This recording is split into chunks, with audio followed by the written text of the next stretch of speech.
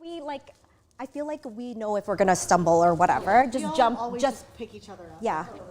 I think it's just the rushing. Yeah. Not And you know what? We can like laugh, whatever.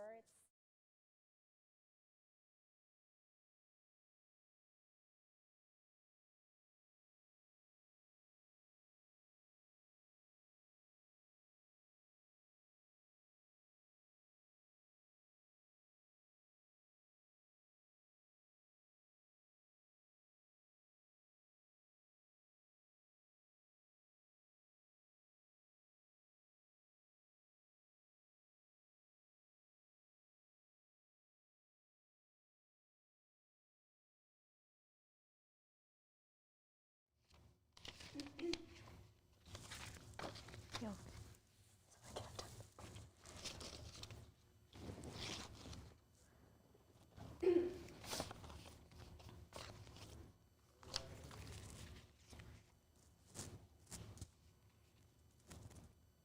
okay.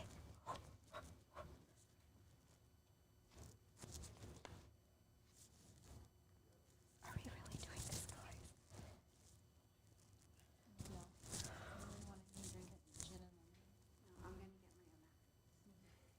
We only, what is this? Only 10 minutes. This is only 10 minutes. Hey, can you guys give us time, like if it's, so we're not going over 10 minutes, in case?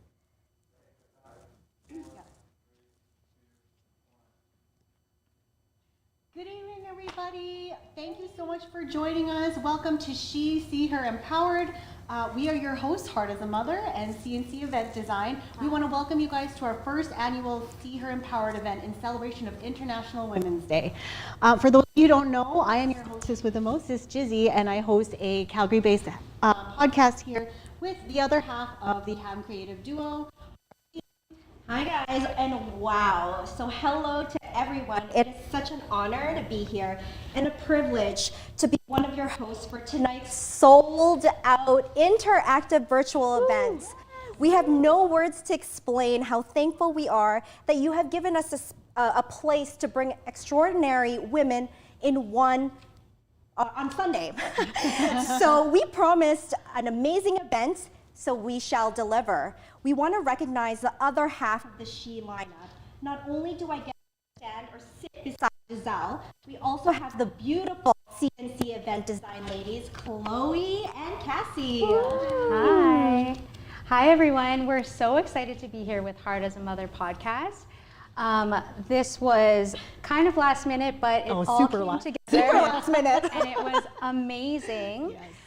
We wanted to create a space for women to come together, to feel seen, to feel heard, and to celebrate the queen that they really are. So we're super excited to join you, and let me introduce you to my other side of CNC, Cassie.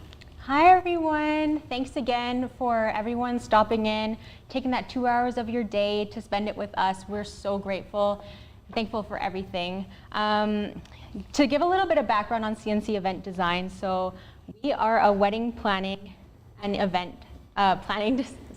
we are a wedding and event planning company. Make sure to hit them up if you're getting married or anything. I'm so sorry. And we really enjoy planning weddings. We really enjoy planning events, and we also have a really creative side to us. So we're looking to expand in the future, and anything possible we'll achieve. So let's talk a little bit about the experience box. So everything, for those that purchase the experience box, everything in it has local vendor acquired items, and then all those items will kind of mix in with the speakers. So it's kind of a neat experience to kind of go through your box and with the speaker together. So we hope that you enjoy everything that's in it. I know when we were making the boxes, we were like, I just love everything. I want everything. It was definitely made with love, we could say. It was tempting not to, eat the treats and everything inside it. Basically. But don't forget to stay tuned for the surprise we have coming up. And be sure to check out CNC Event Design at CNC Event Design on Instagram and CNCEventDesign.com. Yeah, so for those of you who don't know, I'm Giselle, and I host a podcast here in Calgary called Heart as a Mother with my co-host Harleen. And we're just two moms on a mission to create a safe space for moms, dads, or anyone really to share in the joys and the hardships of mother or parenthood, because let's face it, it's hard. So we wanted to create a platform just to get our voices out there and let people know that, you know, they're not alone, and that, you know, we need to be able to laugh at ourselves, especially during times like these. Totally. Yeah, and you know what? If you are looking to laugh, to cry, whatever emotion comes your way, definitely watch us on YouTube or on Spotify. We are Heart as a Mother. And we're also on Instagram, Heart as a Mother, all the words in between, there's an underscore. And we're on Facebook, as well as Giselle and I are trying to navigate to being TikTokers, but it's Totally do it. it's so hard. We don't know how to use it. We are not in that generation of Not TikTokers. yet. Not yet, but we're going to learn how to use TikTok. So If make any sure- Gen Zs want to slide into our DMs and give us some tips, give us some tips on how to do it. I mean, follow us. They need expert I don't know, advice. do it. Yeah, so I wanted to also say that there is a surprise for tonight. So our partners and our sponsors have been so generous, and again, we can't do this without our partners and sponsors, and also to our production team. I want to give a big shout out. It has been like 3 weeks of planning. It has been 3 days of tech. So they are a creative space. So if you guys are looking for anything to make things happen, Studio Luma is the people to do it. Shout out Studio Luma. So shout out to Studio Luma.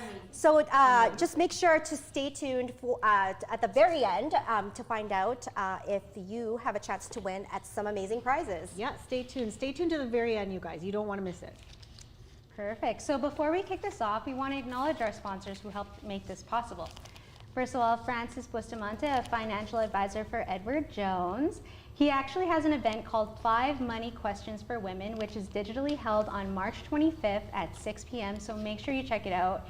He is great with all that stuff. If you need any guidance, he's there for you. It will be a female speaker, but he definitely knows his stuff. So feel free to contact him.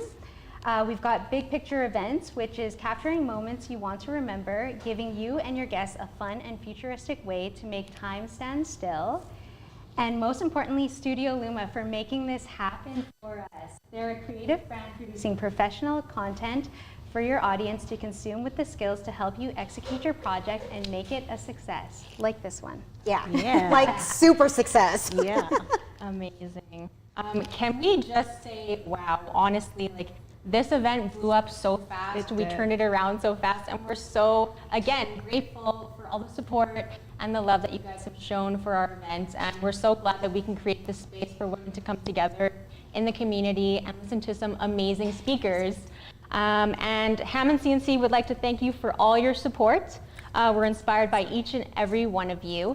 This is why we bring you She, See Her Empowered. When one of us wins, we all win. Yeah. So we're gonna ask you, all of you who's streaming right now, are you ready? Woo. Yeah. So she is a Toronto-based executive life coach, NLP practitioner, Reiki master, wow, and yoga teacher. She's been teaching movement for more than 17 years using different modalities to support her clients' healing from the inside out. See April Miranda Empowered. Hey. Woo.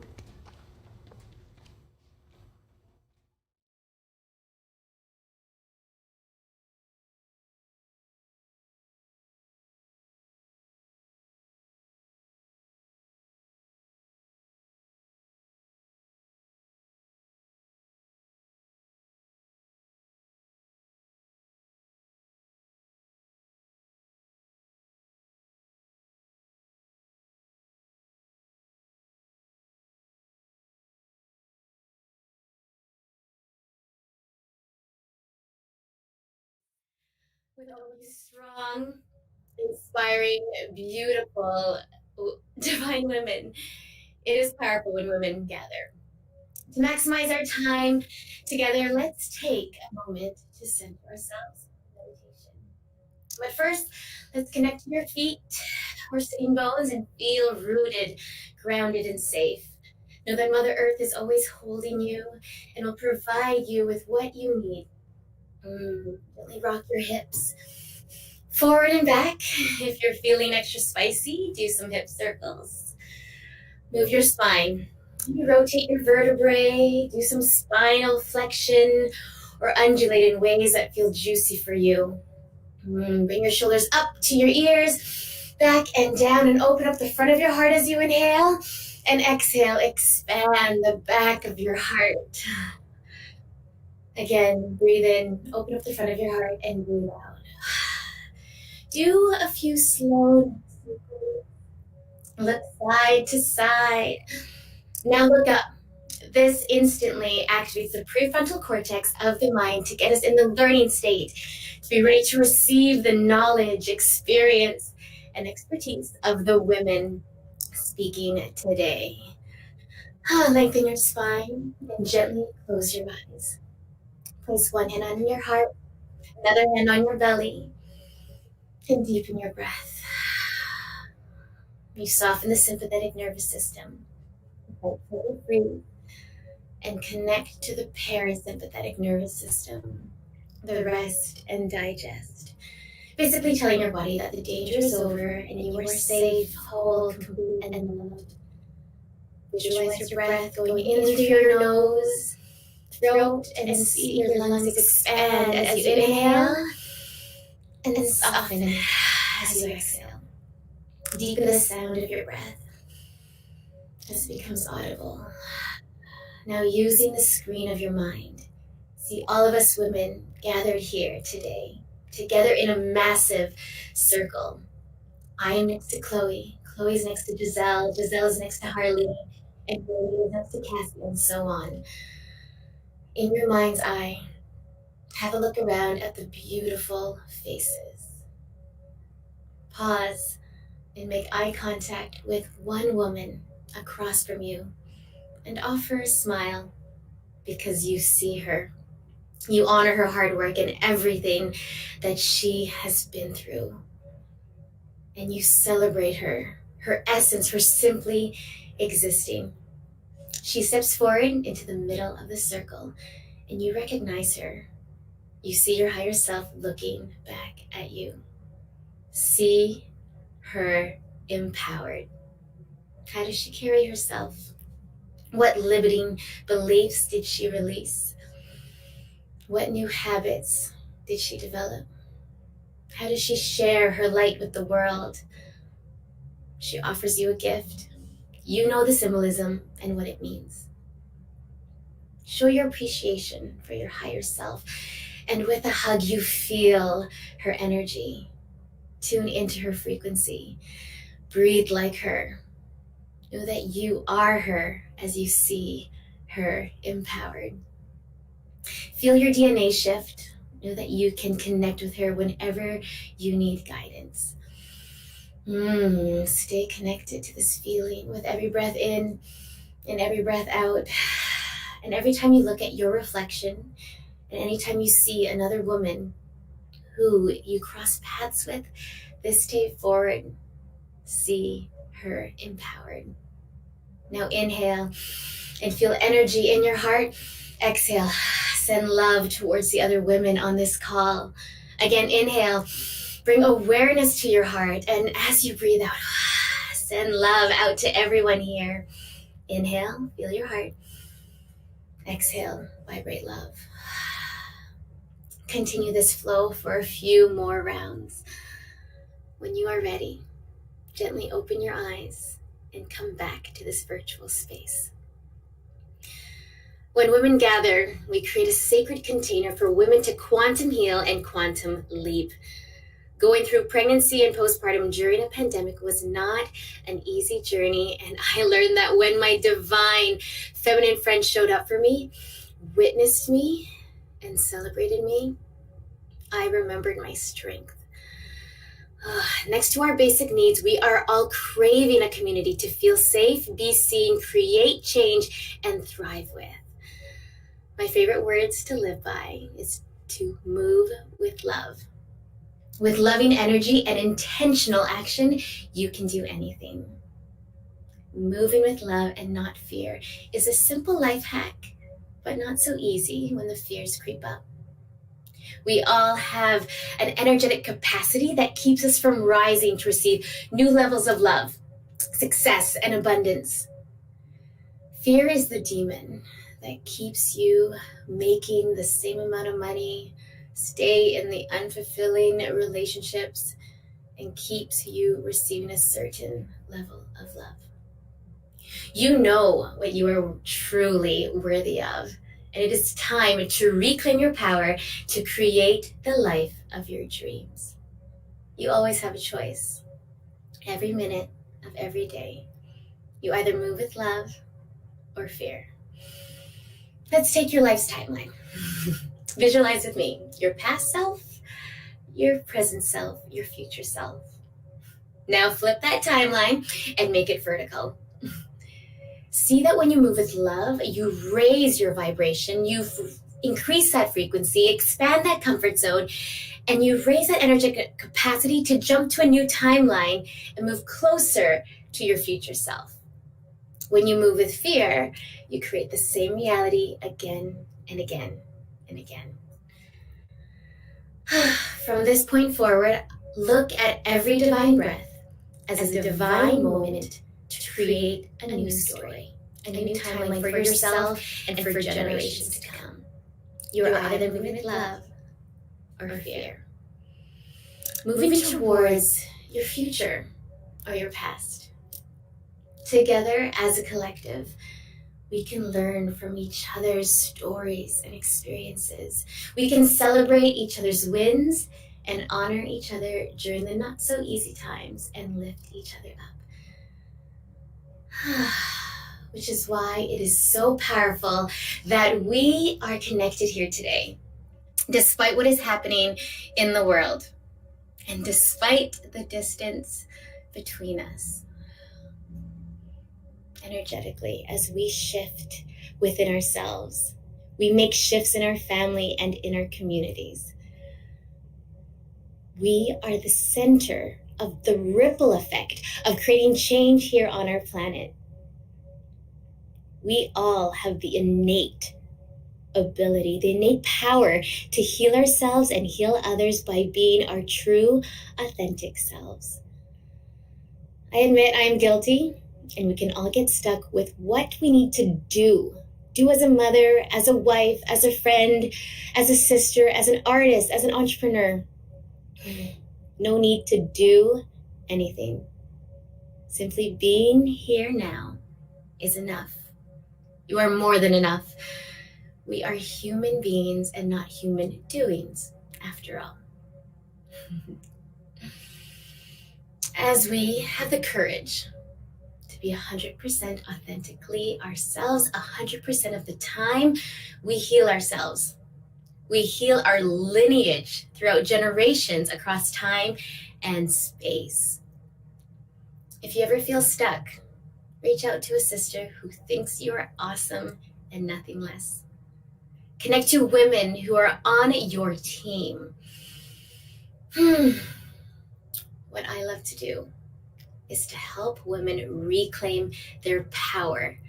Through one-on-one breakthrough sessions, the first half I get to know that soul in front of me, and then the second half I guide them through a personalized healing meditation. And I would help you get clear, release any heavy energetic blockages, and guide you towards your soul's purpose. My gift to you is to create your personal healing meditation that supports you with what you need. The ladies will email you the details later. But while we are here, I want you to know that we can connect, feel aligned with your soul, activate your life force, and attract your dreams and desires now. We are all in this together, and together we can create magic. Ladies, it's time to kick off tonight's festivities with a toast. I got water. It's okay, but you have your annex lemonade, soda lemonade. So please raise your glasses of Annex soda, Saskatoon lemonade, or any other beverage of your choice for those mamas pregnant or breastfeeding. I see you, I honor you, and I celebrate you today and always. Thank you for showing up for you, your families, and your communities. Happy International Women's Day. Cheers. Are you ready? She is a makeup artist, instructor, and online personality. She loves art and grew up creating it. She fell into two worlds of makeup and art, spending 17 years inspiring others to find their inner beauty, enhancing it in a way that is unique to them. She is a makeup artist, and she was born. See Miriam Akbar empowered. Namaste. And why see and why here to see you quick 5-minute pick me up. Time is always a factor, but we want to look hot. So I'm here to show you some tips and tricks on how to have a flawless face in less than 5 minutes. I also want to give a huge shout out to Heart as a Mother, CNC, and of course Studio Luma for having us. All right, let's begin. So first I'm going to start by doing my eyebrows, and I'm going to use the Urban Decay Brow Blade. And I think it's really important to shade in your brows because I feel like it really defines the face. So I always do kind of hair-like strokes. Just where the hair naturally falling all over the place here. Just where the hair naturally grows, but really just kind of shading it in, building that shape. Yep, pretty natural. That's actually part of the process. Part of the 5-minute process is to mess up and drop everything. So just shading in my brow and kind of filling in where the hair is kind of sparse, just to give it a little bit more structure. So just doing that on both ends. I'm definitely a brow girl, guys. Brows are important. Except I need to get mine done. Oh my God, now that I'm like up close and personal, I'm like, oh, I should have probably cleaned these up a bit.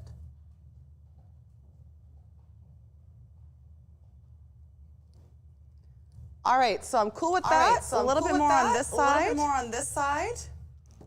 And then I'm gonna prep my face with the Urban Decay Rebound. So it's a prepping mist, so close your eyes. And it's such a nice awakener at 7 in the morning when you're like, oh, I don't feel like it. And then you spray this on and you're like, let's go, let the day begin. Next, I'm gonna take the Stila CC cream, so super lightweight, super fresh. And we want to put it all over, just kind of like a moisturizer. So it comes out a little bit green, which is super cool, but then it goes on and it actually becomes the color of your face, which is like really cool. You don't even have to think about it. So putting it on all over. What's really nice about this, you guys, is it's super lightweight, but as you can see, it really does help to kind of even out the complexion. And just a little bit down. Oh. With the sound effects, of course. The bridge of the neck. Is it called the bridge of the neck? Anyways, whatever, your neck. If you need a little bit more coverage, like, concealer is optional, but if you want, you can definitely dab, just kind of in the inner corner here. And I always like to tap, and it does really help to brighten. It also feels so good. It's like a little eye massage. When I do this on my clients, they just love their life. They're like, can you just do this all day? And then I take a little bit of the concealer and just kind of put it on my eyelids a little bit. Helps to nice and brighten. How's this looking? Sorry, I'm covering.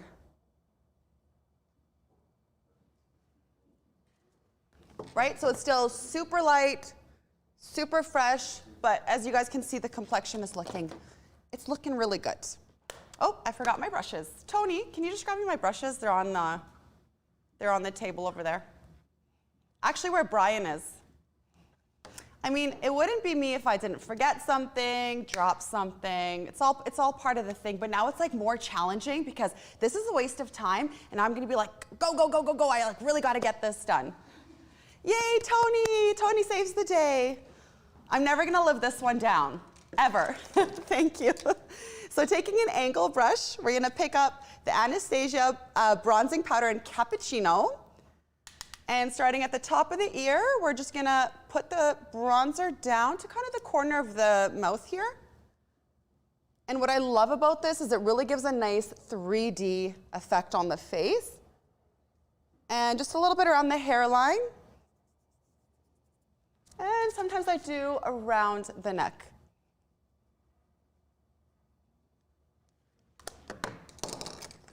Next, I'm gonna take a little bit of a highlight from the Anastasia Beverly Hills Glow Kit, this guy over here. And I just like to do a little bit on the cheekbones.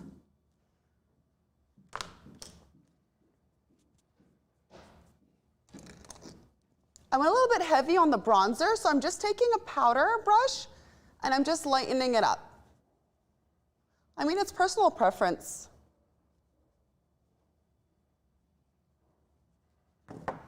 While I'm doing the powder, I'm gonna go ahead and set everywhere else on the face that does not have contour. And what this is gonna do, you guys, is gonna give you a little bit more coverage, and especially for everyone that has oily skin, this is really gonna help the makeup last throughout the day.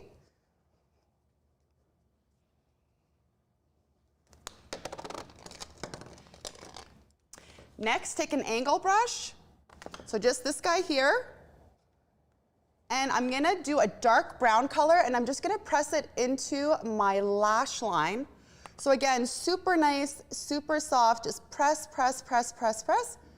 And you guys, this is a very forgiving trick. So for all of you that suffer from, I can't do my eyeliner, it's never straight, this is a really good trick for you.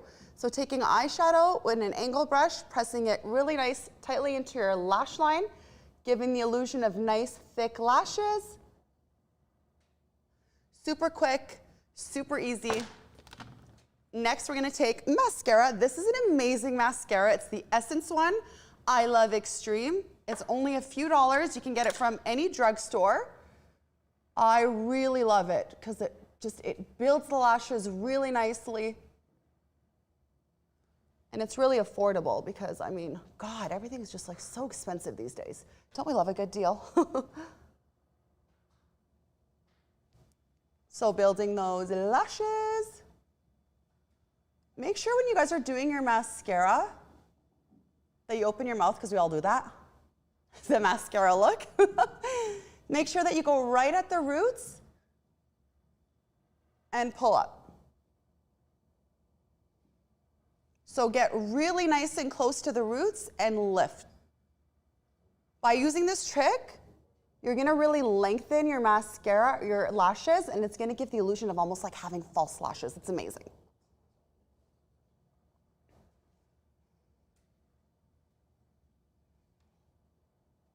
How are we doing? You guys okay? You guys can do this. I believe in you.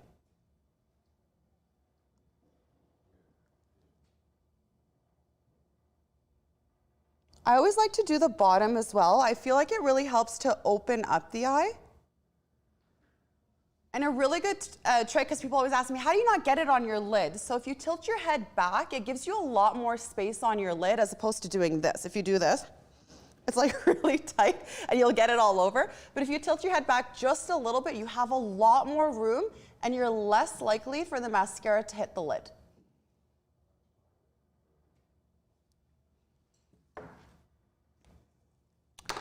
Let's hit those cheeks with a little bit of blush. I really love blush. I find it very youthful and it's such a nice way to just kind of like be awakened. So just smile and just on the balls of the cheeks, you're gonna go ahead and apply your blush. Lastly, I'm gonna take the Clarins Lip Perfector, put it on, not backwards, and then we're done. I also have a little bit of lip balm already on my lips, which is super good. Let's hit it up with a little bit more spray just because we love the feel of that spray. And we're done. Hope you guys enjoyed our 5-minute makeup routine. I'm so excited to announce the next guest. Are you ready? She is a 4th-year political science student attending the University of Calgary, focusing on socioeconomic implications of public policy and administration. Following that, she hopes to complete her psychology degree in order to help others align themselves with their own path of growth and fulfillment. See Stephanie Sargent, Empowered. Thank you guys. Bye.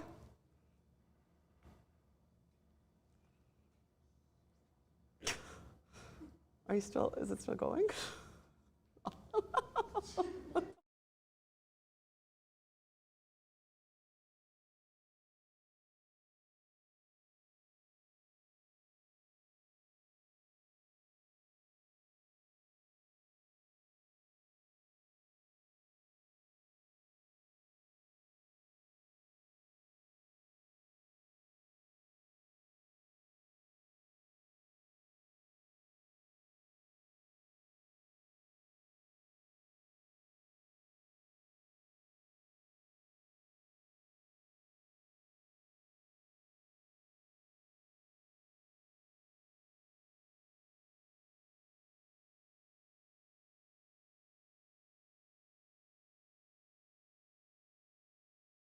And I also currently sit as the president of the Political Science Association on the UCalgary campus, and I'm also the department representative for political science for the Faculty of Arts Students Association. So that goes into a little bit of my student advocacy work. And then on the activism front, back in the spring, following the aftermath of George Floyd's murder, I helped to organize 2 citywide protests with over 1,500 attendees at each protest. And with the announcement of our recent provincial budget, I am guessing that with the budget cuts that students are anticipating, there will be a lot of work to be done on the front lines there. And I really look forward to helping organize and contribute to those efforts as well. So I was asked tonight to talk a little bit about my work in activism and advocacy, and overall what I would like the younger generation of women to know about making their voices known and heard. So when I think about what has enabled me to confidently and unapologetically speak my truth and share my story and my voice with other people, I had to take 3 steps on my own to kind of get there. So the first thing that I had to do is I had to acknowledge my voice and my story and the events that are included in that. And then the second thing that I had to do is I had to take the time to understand those things. And by understanding, I was able to fully embrace further with empathy and compassion for myself. And then lastly, I had to embrace it. You know, you have to love it in order to be able to share it with people around you. So I think that what I would want all women and younger women to know is that your voice is unique and it's beautiful, and there's nobody on this planet who has the same one as you. And that is why it's so important to have it shared. If I think about what empowers me most as a woman, I think about a lot of the work that I do in helping my community and the people around me. And you know, at first when I kind of landed on that, I was like, I don't know if work is personal enough. I don't know if that is really where I find my sense of empowerment. But I journaled about it for a little bit, and then it became very quickly apparent to me that, you know, I don't think that anybody understands just how personal work is like a woman does. You know, we get the sacrifice, we get the competition, we get the whole having just unfair disadvantages kind of thrown on your path and having to create innovative ideas on how to get around mountains that you didn't create for yourself in the first place. And so it is for those reasons. And I think about the own obstacles that I have had to overcome on my journey, and that I know so many other women have to as well, that enables me to feel empowered through the work that I do. And this is where I connect things to my journaling, because it's actually through journaling that I've been able to do some extremely meaningful and empowering work to me. So, you know, we all have stories, and all of our stories are filled with chapters of, you know, emotions and experiences that I really think that only we as individuals can truly describe, because at the end of the day, we all have our own unique set of experiences. And I think that that's something so beautiful that brings us all together as women and just as people. You know, I think it's very, very fascinating that the same event can happen to 2 different people, and those people can go on entirely different journeys and entirely different trajectories, even though they've both experienced the same event. And that is because we're so unique and we all have a different set of circumstances. And I think that a lot of the time when we review our lives and we review the events in our lives and we think about what we've been through and those sorts of things, we kind of just think, oh, well, somebody's had it worse, or, you know, somebody will speak up about this because their story is more powerful than mine is. But everybody can learn from everybody, and it's so important to make your voice heard as an individual, because you have no idea what parts of your story will resonate or empower or, you know, just spark someone's creativity. And I think that in this day and age, it's very, very difficult to remain connected to one another, especially with COVID. And so journaling has actually enabled me to be more connected to others by being connected with myself. In the work that I do, being connected to people is very important. And just in general, like being a human being who functions, it's very important to feel connected to people. So by pouring empathy and compassion into myself through journaling, it enables me to be able to do that easier for others around me as well. Not only that, but journaling has also helped me heal a lot of the assumptions that I have around, my self-worth, my body image, my sexuality, about how seeing my thoughts and my words come onto a page can in turn just make me feel alive and validated. Journaling has always been something that I practice intermittently, but it's really hard to establish a routine with it. I think that carving out the time and dedicating the time to pour into yourself and do some self-reflection and maybe give yourself some self-love, like it's very, very hard to carve out time to do those things. But it can be very, very, very therapeutic. And beyond that, I find that through writing, that's how I find my most unique voice. And my other friends who journal as well, they've shared similar sentiments with me. It's very, very hard in our day and age and our society with all of the social media and all of the outside noise that we're kind of projected, particularly as women, about, what we should want and what we should be doing and what we should be aiming for ourselves, what we should look like. And I think it's really, really hard to maintain a concrete sense of identity when we're grappling with all of those things as human beings. It's very hard to have a sense of self. And so journaling has been a way for me to really be able to ground, get in touch with myself, what it is that I want to do, the work that I want to put out, the people that I want to advocate and work with. So that's been very, very empowering for me to be able to ground myself and do that through journaling for myself. And, you start journaling and you think that you know exactly where you're going. And then it's like all of a sudden I have 14 pages of things that I would have probably never unearthed if I hadn't taken the time to give myself the solitude to reflect on it. And some of those revelations that you can have through journaling are incredibly meaningful and impactful. And again, they enable you to be more impassioned within your work as well. And so moving on a little bit further to that point. So I do want to talk about, when we talk about journaling, we talk about putting the paper to pen and how it's going to quell the symptoms of anxiety and, it's going to overall increase our sense of awareness and gratitude. But when we think about journaling to further our activist pursuits or to explore political issues, to do anti-racist work, I don't really think that those are sentiments that come to the forefront when we talk about journaling. And so I want to challenge that a little bit today, because for me, the two are very, very interconnected. So the truth is, activism can be supported and even ignited by getting a clear and empathetic understanding of your own individual story. And it's because from that understanding of your own individual story, you can further allow yourself to kind of examine how your own journey intersects with the major defining shaping narratives like late stage capitalism, male hegemony and kind of domination, white supremacy, narratives in which we have to interact with and move within every single day. So I want to give a shout out to some awesome women, authors Rebecca Walker and Lily Diamond, who wrote this absolutely incredible book called What's Your Story? A Journal for Everyday Evolution. And so I was lucky enough to be gifted this book a couple months ago, and it has really, really empowered me in this area to get in touch with my own personal self-reflection and introspection and my activist and my advocacy pursuits. And so the point of the book is to challenge yourself as a journaler to identify just how your life is enmeshed in the stories of your communities so that writing can be a true form of activism for yourself. And so I want to quote one of the authors from that book, Rebecca Walker, who I think said it best. And she said, "Once you start to do the work of understanding how you are implicated in a culture that is not serving everyone, it is really up to you as an individual to begin to disentangle and stand with people who are working to transform the world."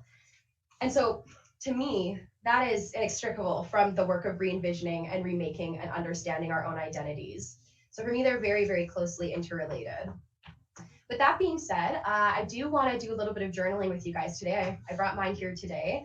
But before I head into that, I want to talk a little bit about my pre-journaling process. And, everybody's going to have a different routine that works for them. For instance, I find journaling to be a very solitary, I like to be alone when I journal. I like it to be very private because it's very vulnerable for me. But I know lots of other people, they prefer to write in busy places where they feel a little bit more seen. So it's totally about what you find comfortable to you. But to me, I prefer a private space. I like to take 10 to 15 minutes to meditate and ground myself. Meditation is a really empowering way to get in touch with your sense of self, your body, your overall just breath awareness. It's very, very grounding to meditate. And so it kind of gives me a nice level-headed entry point for when I'm going to pick up my pen. So I'll meditate. I'm a huge environment person, so I like to light some candles, adjust the lighting in my room, kind of create a very calm and relaxing setting for myself to feel invited to open up a little bit more. I also like to cue up some good music, whatever you think will help get you flowing. And on that point of flow, sometimes when we're journaling, you get blocked. It's really difficult. You kind of just get walled off. It's like any other writing. And so what I've actually found very, very meaningful and helpful in this area are tarot and oracle cards. So just going to talk about those a little bit briefly. So these cards essentially, especially the oracle ones, they come with messages that are supposed to increase your overall sense of self and kind of attune you in higher alliance to your greatest good and to feel interconnected to the world and the universe at one with you. So I have found them very, very, very helpful. There is different decks for kind of every area. There's self-love oracle cards. There is how to manifest with the moon oracle cards. There is lots of different avenues that you can kind of approach. And some of the decks that I have, so they come with guidebooks. And in the guidebook, there's actual journal and meditation prompts. And so on days where I'm having a hard time getting going with my own introspection, it's nice to be prompted. And also those prompts, sometimes maybe you wouldn't have thought to go there. So I would definitely recommend checking out Oracle and Tarot cards if you want to get into journaling. And then the last thing I have here is a nice pen. I think that little things like that absolutely matter. Get yourself a color that you love, get yourself a nice, comfortable pen, and it'll absolutely encourage you to pick up your pen more often and do that inner work. So with that being said, I'm going to ask you guys to take your journals and pens out, and I'm going to read out 2 prompts here. So you can choose either prompt to respond to. If you want to write down both, you totally can. There's not enough time in the session to give a true, thoughtful journal session to these prompts. So I think that what I'm going to do is I'm going to pick a prompt and I'm just going to write down a few bullet points about my initial reactions to the questions that I'm asking. And then later, when I have more time, I can further elaborate on my own. So I'm going to read each prompt twice. So the first prompt is, whose stories are most uplifted and spoken in your communities, and whose are diminished or silenced? Whose stories are most uplifted and spoken in your communities, and whose are diminished or silenced? The second prompt is, where does your story place you within each community? At the center or at the margin? Where does your story place you within each community? At the center or at the margin? So that being said, I'm going to give us a couple of minutes. I'm going to respond, I think, to journal prompt number 2, and I'm just going to write for myself a couple of bullet points about my initial reactions to that first prompt there.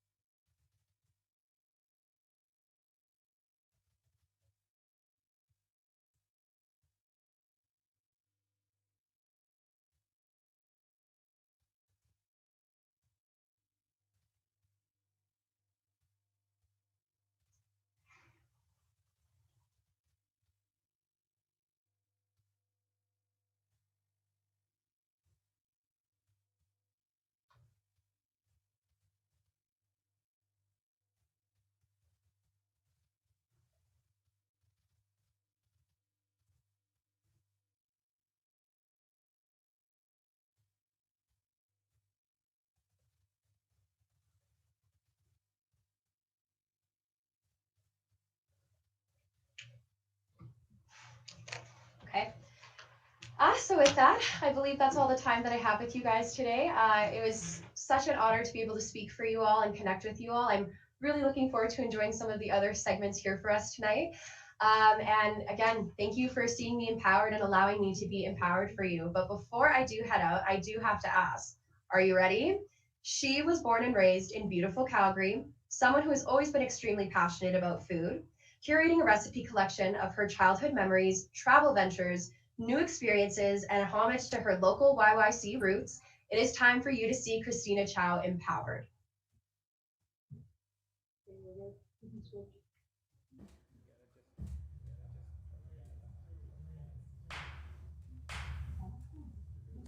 Hey everyone, hope you guys are doing well. So today I'm going to show you guys a 5-minute, super easy, healthy snack that you can make right in the own comfort of your own house. Okay, so today we're going to make onigiri. If you guys don't know what onigiri is, it is absolutely delicious. It is essentially a Japanese rice ball that is then filled with your choice of toppings. So today we're going to be doing a tuna topping. And then essentially you just pack it with more rice, and then afterwards you include some nori on top. So let's get started. So the first thing you're gonna need is some sushi rice. So here I've already prepared some. I've seasoned it with some furikake, which is somewhere, and also with some salt. And so I'm just going to use this mold that I have. I actually 3D printed this myself because I'm so talented, of course. I'm just kidding, but no, you can actually get this on Amazon or in any Asian grocery store. So you're just going to pack in about 1 centimeter of rice. Whenever you're dealing with rice, you just want to wet your fingers. It's really important so that it doesn't stick to your fingers. And you're just going to pack it down. If you don't have a mold, no worries. You can actually do this in a small bowl at home, and then you can just shape it with your hands. You can shape it in any shape that you'd like to. You know, you could do a circle, a triangle, a star if you're daring, but the traditional shape is in the triangle. Okay, so now that I have about a centimeter of some rice, we're just going to add in some toppings. So I have some tuna, some canned tuna that I've already marinated at home, and how I marinated with it was some Japanese mayo, a little bit of some soy sauce, and then just a crack of some freshly cracked pepper. So you're just going to want to just center it just right in the middle so that as you're biting into it, you have a bite of the rice and that topping every time. And then you're going to take more rice and you're just going to add it right on top and in this on the borders, making sure to just nicely pack that down so that the rice doesn't kind of fall apart. Wet your fingers again and just kind of fill in any other gaps that there are, like this. Yeah, so when I was in Japan, I ate this like every morning. They had them at the 7-Elevens. If you guys have been to Japan, you guys will know exactly what I'm talking about, and it is so, so delicious. So I like to prepare these on a Sunday morning, and then they pack really well in the fridge, so you can just kind of saran wrap them and then put them in some towel just to help with the cold so that the rice doesn't harden. And then anytime like you're wanting to just go for a quick snack, or you know you need to grab something on the go, you can just quickly grab it.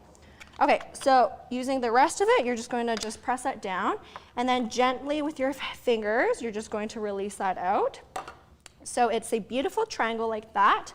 I like to do one more finishing step and just smoothen out the edges so that it's not as sharp, and just gently press it together. Okay, can you guys see that? Gently press it together. Oh, it's so cute. It's a little triangle. And then what you're going to do on the very end, you're just going to take a piece of nori, just pop it right on the middle, carry that around like that, and look at that. There you have it, 5-minute onigiri. If you are making different toppings, what I also like to do is just add a little bit of that topping in on the top, just so that you know what flavor it is, because I've made corn ones before and you don't really see it on the border, so it's just good to know. And there you have it. So you can find this full recipe at cookingwithchow.ca, or you can follow my Instagram where I take photos of food and I post all of my recipes, or in my latest YouTube channel. Okay, well, I'll see you guys out for next time. Have a great rest of your evening, and let's introduce the next person. So, are you ready? She is a mom of 2 and a wife to her best friend and husband. After the birth of her second baby, she knew that moms needed more support in her postpartum period. She is a certified postnatal personal trainer and began her mission to help change the normal standard of care for mamas. Today, she helps mothers burst through burnout and exhaustion to thrive again, feeling energized, strong, and confident in her feminine power. See Renee Grolind, Empowered.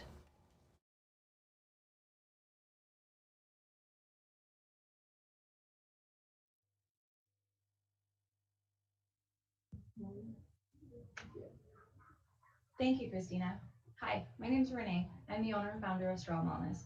I am a mom of two and a wife to an awesome man.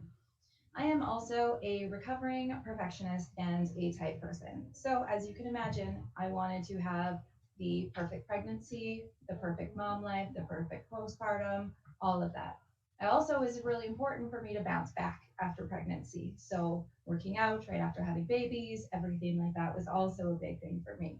But I felt alone and unsupported in pregnancy, which a lot of moms are feeling. And this was pre pandemic. My little one is 6 and 4 already. So I started Straw Wellness. Straw Wellness is a mom empowerment company. I mostly am a personal trainer focusing on postpartum for moms.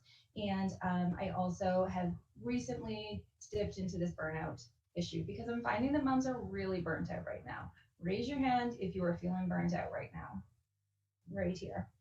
Because we keep pushing. We're pushing and pushing and pushing. Just like you guys, I was working at home during COVID. So that means I had a full-time job, a 6 and a 4-year-old at home. So it was complete and utter chaos. My husband was home the whole time. So we just know how well that works. And I was also trying to build a business at the same time. So you can imagine burnout was definitely happening for me. So let's just back up a little bit and talk about what is burnout. So burnout is categorized by 3 main components. First of all, we have emotional exhaustion. So that's the fatigue of carrying too much for too long. Talk about mom life right there. It's also characterized by depersonalization. So that's when we start to deplete the empathy and the caring and the compassion. That's when like your little one comes to you and they've hurt themselves and you're like, yep, okay, buddy, you don't have it in you. And also a decreased sense of accomplishment. I know so many moms who get the feeling that nothing you do makes a difference. Even though deep down in our hearts, we do know we are keeping our kids alive. They are the next generation. We are making an incredible difference. But we feel that nothing we do is doing anything for the greater good. Another way to phrase burnout is the emotional and physical mental exhaustion from exposure to severe or prolonged environmental or internal stressors. So when stress becomes unrelenting, mamas, it builds up day after week, after month, after year. You know how I'm feeling here. So the emotional exhaustion component of it is actually the strongest link to what has a negative health impact on us physically, emotionally, and mentally. So why do we get burnout? Well, first of all, we have children. We have a husband. We're trying to keep our house all together. We're trying to keep up with the Joneses down the street. Instagram is making it that much harder. We've got all these moms who are running 10Ks and their house is perfect and their kids are doing cute little St. Patrick's Day crafts and all of that. And meanwhile, you're sitting on the couch with a bag of chips and you feel like garbage.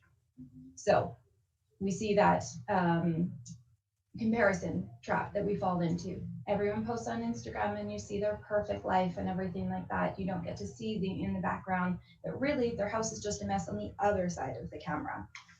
We also have a lack of community and support. Right now during COVID, it is so much worse than it is ever before. But even before COVID, communities are spread out so much. Parents are living in different cities, different countries, and we're feeling so alone. Even though we feel like we're connected through social media, we don't have that village surrounding us. We don't have the mom groups that we used to have.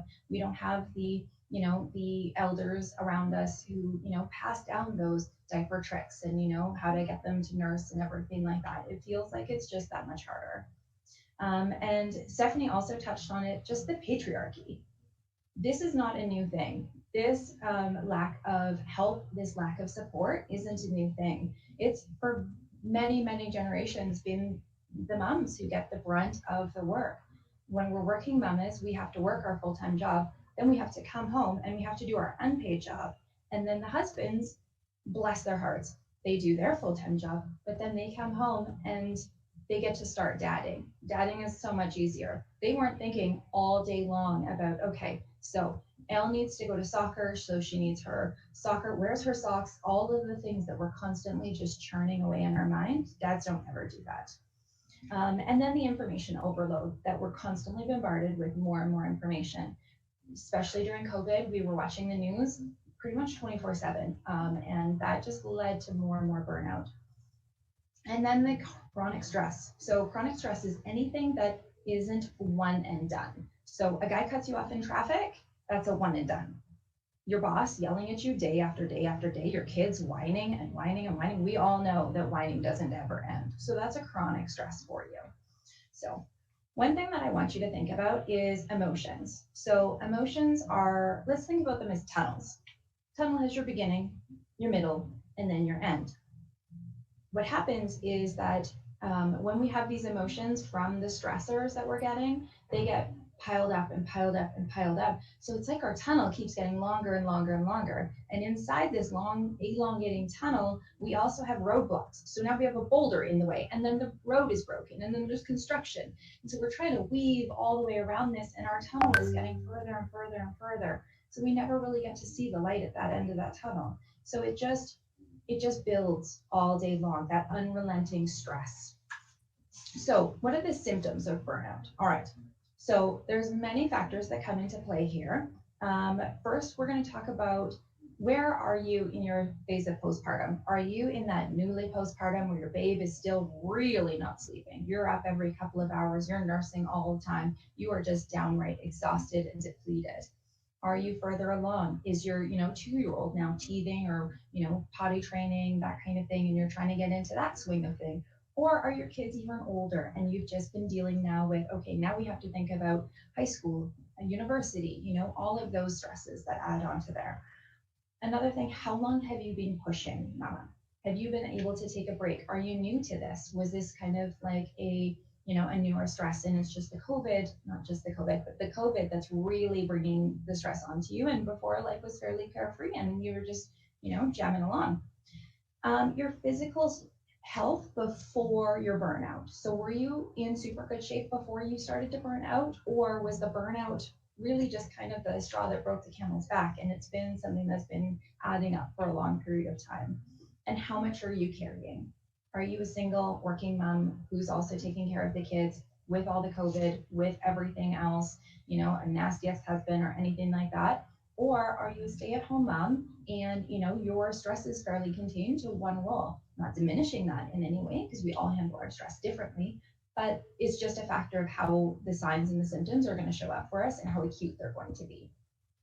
Now, before anything else, I want you to know, Mama, I want you to seek medical advice. If you are feeling like you are checking off a lot of these symptoms, I want you to talk to your doctor. There's a lot that can be done about it. Let them know that you're feeling burnt out, that you're feeling depleted, and then we can talk about that more if you would like to contact me for tips with that.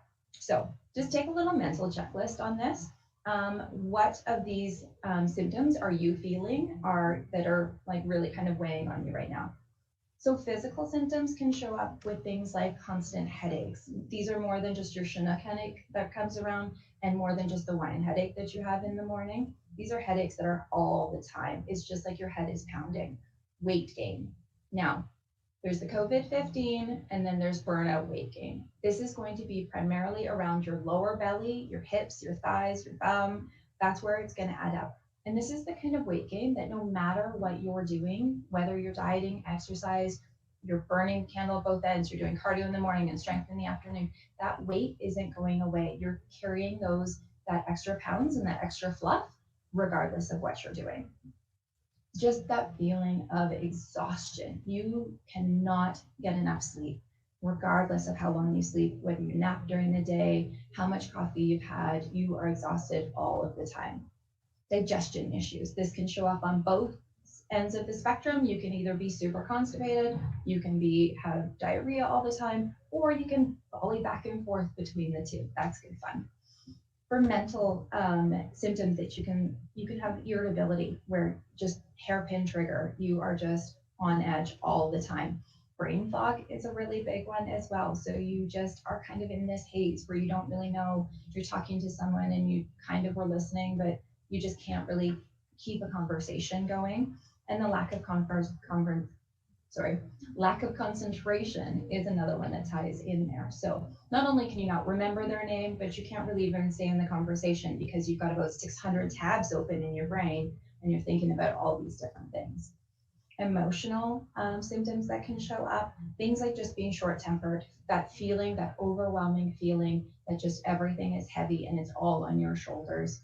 A feeling of indifference. So you don't really care. Do we have chicken nuggets for dinner or are we having, steak and mashed potatoes? Like you just don't care anymore. And you start to get annoyed over the little things. You're really feeling that lack of joy in your life from things that, little things like your toddler walking across the room and bringing you something sweet to things that used to bring you passion and joy. So we're going to quickly touch on the stress cycle. So the stress cycle, there's a difference between stressors and stress. Stressors are the things that bring us stress. Stress is the feeling that we get. That's that visceral response that we have. It's a physiological thing. Stressors are toddlers, parents, in-laws, husbands, mess, guys that cut you off in traffic, your boss. There's so many things that are stressors. COVID, all of the things. But to illustrate this best, I want to talk about the story of the bear. So imagine, we're a few hundred decades back and you're in the woods and you're just going about your berry picking way. And then all of a sudden you see a giant grizzly bear. He is hungry and he is angry. So you've got a couple options. You are either going to stand there and freeze and just stare at this giant hungry bear, or you're going to get up and run. And so for the most part, let's hope you're getting up and running. So you are running with all of your might. Your heart is pounding, you are heavy breathing, you are just going.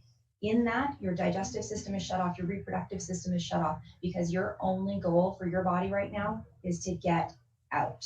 So you're running. And then all of a sudden, this guy opens up his hut and he's like, hey, come on in here. And so you go and you hide in there and then the bear's gone. The bear doesn't know where you went. You feel that sense of relief. Oh, you just collapse into the floor. You are just giddy with excitement. You have escaped the bear. This little story here lets us know what the stress cycle is. So first, the beginning, we see the bear. We are scared shitless. In the middle, we're running from the bear. Our systems are shutting down other than our muscles and our respiratory system. We are going. And then we have the end. Our stressor, the bear, is gone. He's out of here. Now we can physiologically complete that cycle. Our whole body can just go back into equilibrium. We celebrate, we dance, we have a glass of wine. It's a few hundred years ago, so maybe no wine. But we're celebrating then. What happens in today's stress cycle isn't quite the same. Now, we don't have bears local here in Calgary, hopefully, but we do have stressors. So whether that stressor is your boss, your kids, let's start with the kids. So, you're getting them ready for school, everything like that, you're getting them going. Then you have to commute to work. Some guy cuts you off in traffic. Then we've got stressors at work, and then we've got our bosses yelling at us. Sure, we might get to take a little lunch break and that kind of thing, and that feels good for a minute, but then we're right back into it. Now we've got that big presentation. Then we get home and traffic is backed up. So now you're late for daycare pickup. And then you've got to get home and you've got whiny, 4 o'clock whiny kids. That is the worst time of the day. And they want dinner and they want something to eat. And then you're stressing. You're like, okay, I can get through this. I am going to deal with this at bedtime. I'm going to put them to bed, and then I'll be able to just sit and relax and deal with this later. So I just got to keep going. So you see what's happening here? We're not going through that stress cycle. We're taking that stress and we're adding a bit more, and we're adding a bit more, and we're adding a bit more. And now you have this tornado of stress going on that you haven't been able to physiologically close that stress loop. You think you're going to be able to do it after the kids go to bed, but that's still a couple hours away.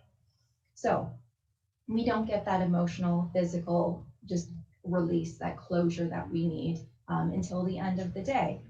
So that's when our typical self-care advice comes in. This is Instagram's way of trying to be nice to us, but it's not helping with the burnout. It's helping with making us feel better for a minute. It's helping us remember that we are important, but it's not closing that cycle. So the typical advice would be to take a bath, to get a massage, to get a pedicure, time alone. Groceries don't count when you do them by yourself. That doesn't count at all. But During all of those things, chances are, ma'am, you're not relaxing.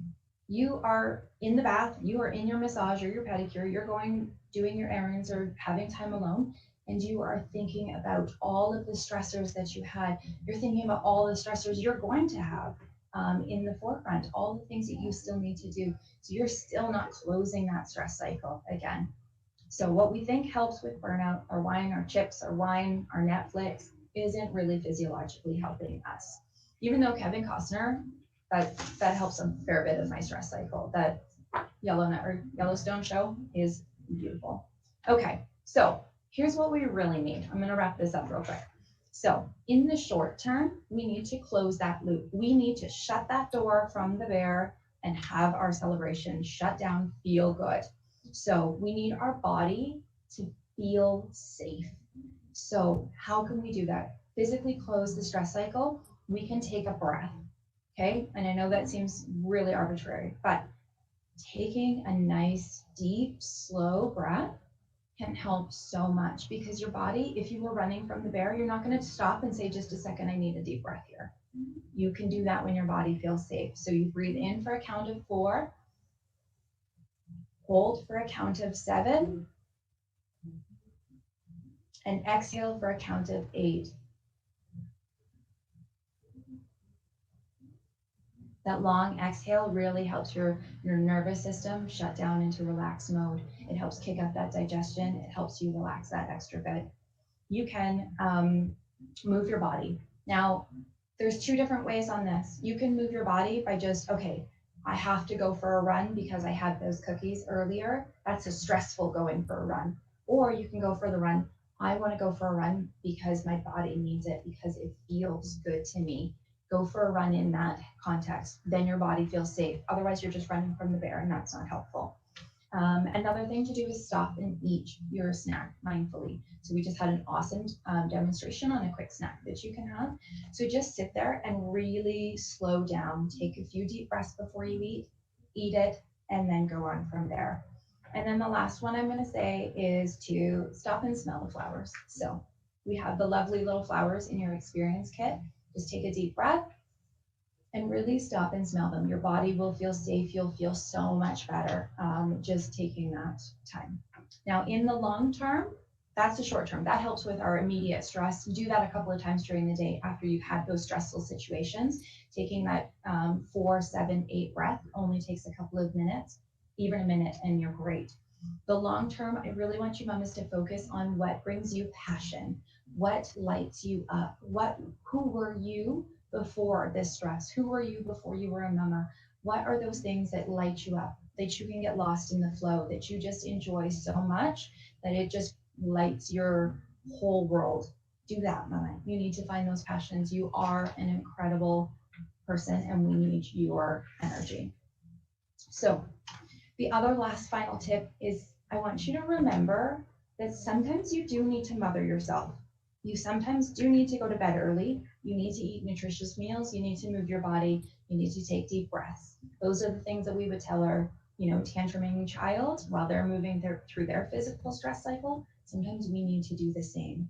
So if you have any more questions, I know that was super quick. If you have any more questions, you can find me on Instagram at Straw Wellness. Straw Wellness, and I'd be happy to just have a quick call with you and just help you through a couple of your stress cycles there. So now we're going to go on the next one. Are you ready? She's the creative behind Hey, It's Friday Junior, where you can find her sharing modern watercolor and brush lettering tutorials on Thursdays. Remember how we were talking about finding that creative outlet and that passion? This is a good one right here. Her Instagram and YouTube channel are all about encouraging people to connect with their creative side with step-by-step projects. Even if you've never picked up a brush before, there are so many benefits to flexing your creative muscles, and she hopes you grab a brush with her and join her on Friday Junior. See Katrina Lubiano, Empowered.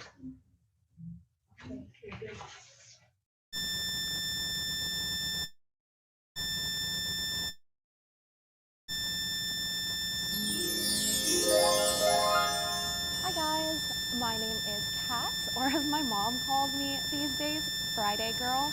It's She doesn't get Friday Junior. And she's watching, so hi Mom. Today I'm going to be showing you the basics of hand lettering with a brush pen. And if you bought an experience box, you can pull out your brush pen and the notebook. The brush pen has a soft, flexible felt tip like this. It's going to give you the nice thick and thin strokes that you're going to get in brush lettering or modern calligraphy. And if you don't have a brush pen, that's okay. I'll show you a really easy way to have a similar effect using just a hard tip marker. So we'll get into it right now.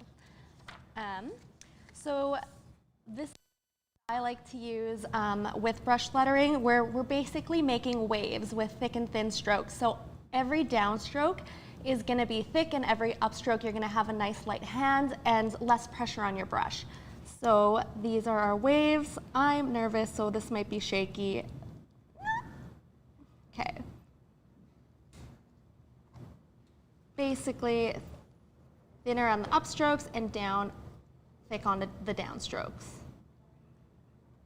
And if you don't have a brush pen, you're going to take your regular marker and do the same thing. Now, to get the thicker strokes on your letters, you're going to have to make one line thicker, which will be your downstroke. So every line here, we're just going to add an extra line and fill that in. I hope that makes sense. So when you do your cursive writing, we're just going to make sure that one side of our letters is thicker than the others, and that's how we get that nice variation that we're looking for. Okay, so if you're not that confident with your handwriting, go in with a pencil and write out your letters. So I'm just going to write out my name, and so K-A-T.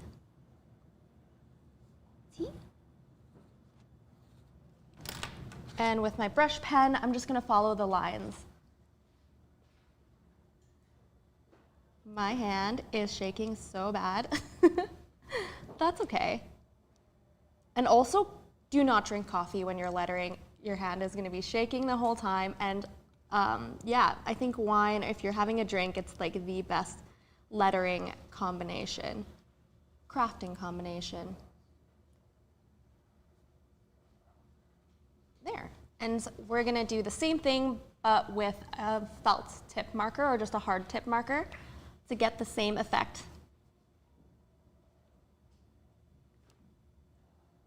So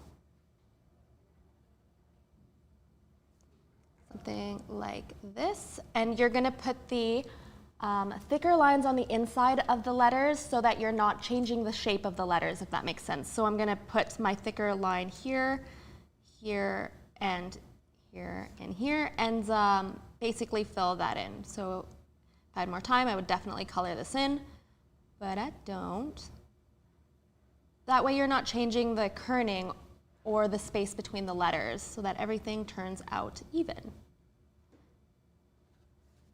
Yeah, and that's the basics of hand lettering.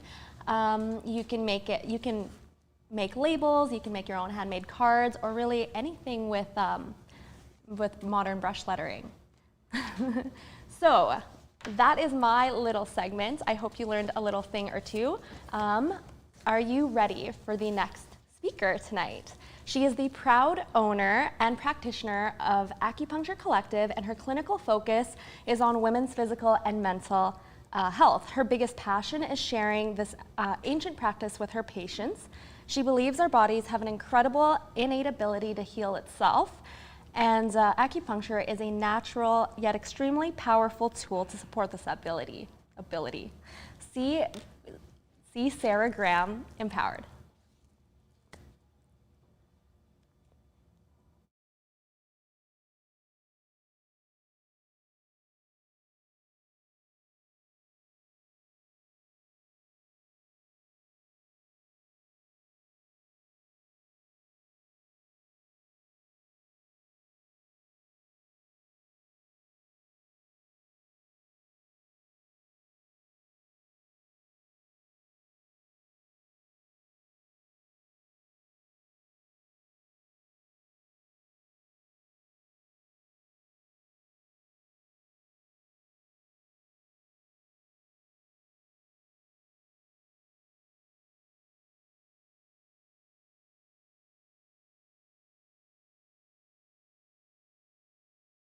where I am joining you from this evening.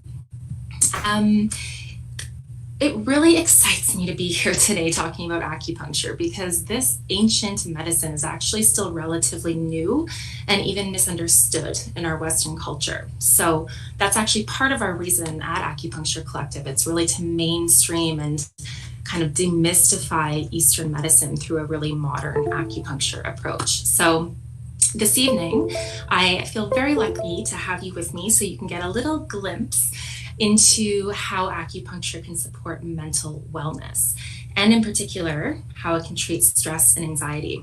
So Renee, what you were saying about burnout and what those signs and symptoms are in the stress cycle, I couldn't relate to that more with my chat this evening. So I think this is a really good follow-up to Renee's segment. And if you're somebody that has really low levels of stress, and you manage stress well and you don't typically get anxiety and you're feeling mentally strong, well, good for you. That's incredible and kudos. And in that case, I would just ask you to ponder, what am I doing to maintain the state of mental strength? Because treating mental health is not only about treating it as an illness, but really making sure we're maintaining things when we're in a really strong, positive mental state as well. So over the next 8 minutes or so here, I'm going to cover first some myths surrounding acupuncture that some of you might already be kind of tapping into, like, does it hurt and what can it really treat?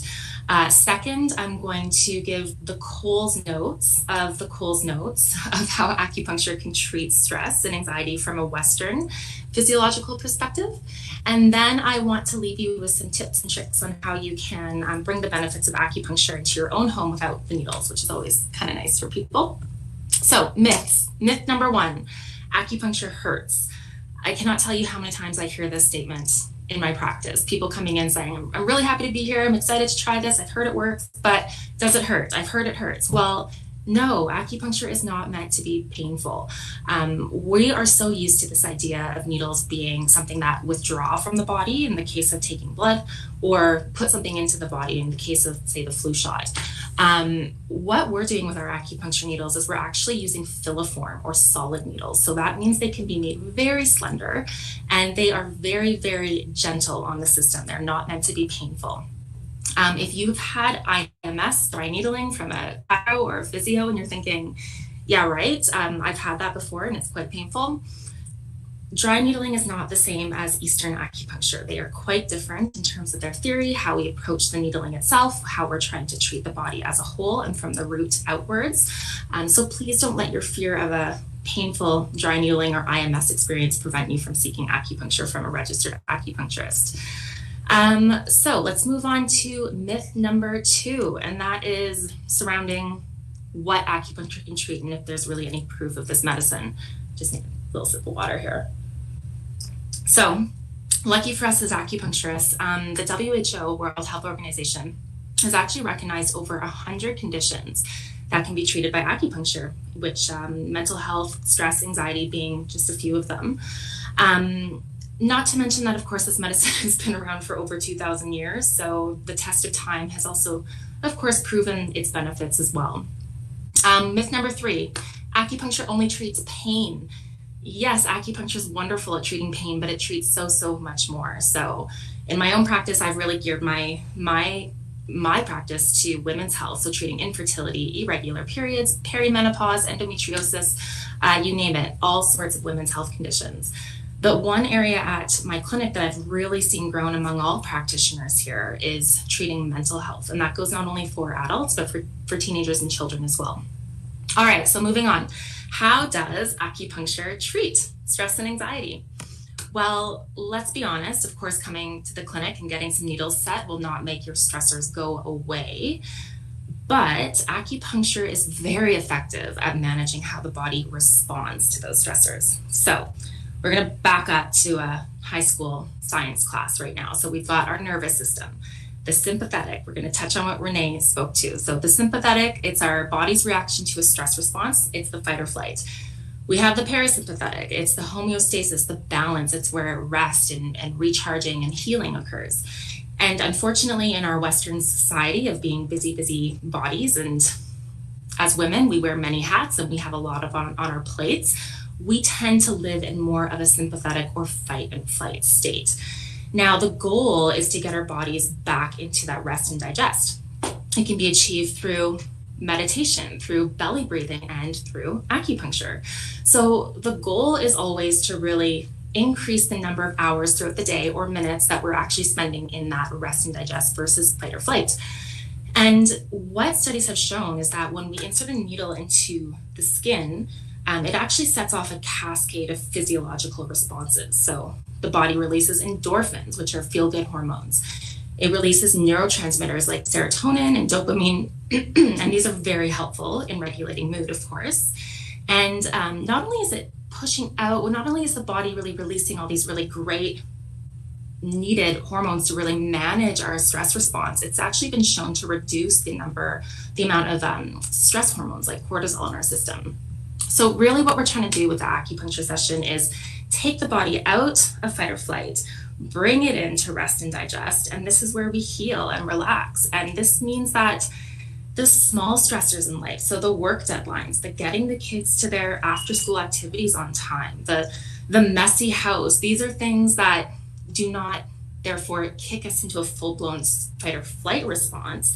Acupuncture over time can help the body manage that response more efficiently, so we're actually able to take on more stressors. So, okay, my spiel, that's how acupuncture can treat stress and anxiety. So how can you bring this into your own homes?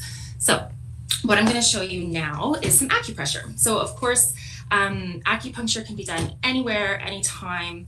Some points are more beneficial for acupuncture than others. So let me go over a couple that are really effective at still tapping into that, that ability to bring our bodies into rest and digest. So the first is yin tong. Yin tong is located between the eyebrows. And often if you press here, you will actually, if you kind of palpate around, you'll find a point that feels a bit more tender to touch. So what I recommend is it only takes 2 or 3 minutes of your day. Whether you feel that you are in an acute moment of stress or you're trying to be more proactive with your stress response, you can press this point for 2 to 3 minutes, feet placed firmly on the ground, deep inhales, deep exhales, and just take a moment to let yin tong do its work. And the second point I'll show you is Ren 17. So Ren 17 is on the center of the breastbone. So again, feel around, palpate for something that feels a bit more tender. Once you've found a tender spot, you've found it, you press for 2 to 3 minutes, breathe deeply, feet firmly placed on the ground, let the point do its work. So again, it can be used either in a state of stressful moments. You are about to do a talk for a women's event and you're trying to, manage the stress response by pressing yin tong, or you're just feeling great but you want to be on top of your game for managing your mental health. So this is something you incorporate into your routine daily. So that's it for me, guys. Acupuncture is not just for low back pain. There's so much more that it can treat. If you have any questions, our clinic here, we have 5 wonderful acupuncturists. They are all happy to offer complimentary consultations over the phone or in person to answer all those questions, because we get it and you might want to kind of get some clarity before committing to a treatment plan with an acupuncturist. You can check us out online, acucollective.ca, or on Instagram at acucollective. And thank you so much for bringing me along tonight. And now we're going to take it back to the studio with Giselle, Harleen, Chloe, and Cassie. Take it away, ladies.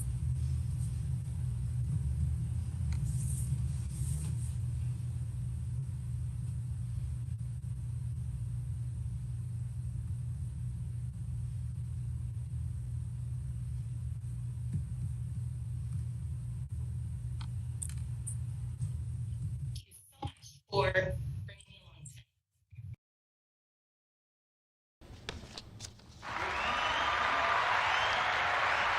You know what, ladies? I found that we don't celebrate our wins enough. True. I don't know why that is. I don't know why we feel the need to downplay it. We should be proud of our accomplishments. Yeah. Sure. Don't you think? So Har, tell me something that you feel accomplished by in the past year or so. I feel like a lot of people might not think this is an accomplishment, but for me is being self-aware and getting into a community to share that the fact that I am not okay sometimes. I'm not okay, and it's okay to ask for help. And one of the other biggest wins that I have is being able to get onto this podcast, sharing with parents about the real and honesty of parenthood. Guys, I've been a mom for 15 years. I still don't know what I'm doing. So if any moms can relate, I still don't know what I'm doing. There's no manual for it. So I don't think anybody does. exactly. So You're lying if you say you do. yeah, and you know what? I don't want to be a perfect parent. I want to be a parent that learns. So I feel like that is a big win for me, being able to recognize that I'm not perfect and I can always continuously learn. So Cassie, what's your biggest win this year? I don't know if it's my biggest, but I think one of my wins would definitely be, taking the time to goal set and figure out what I want to learn and take classes online for anything that I can, possibly be interested in. So just really taking that time to, develop my skill sets and taking time to improve myself. So Giselle, what are your wins? Well, like Har said, one of my biggest wins is just being able to be on this podcast. I literally would not be sitting here with you guys if it weren't for this podcast. So thank you, Studio Luma, for letting me do what I do.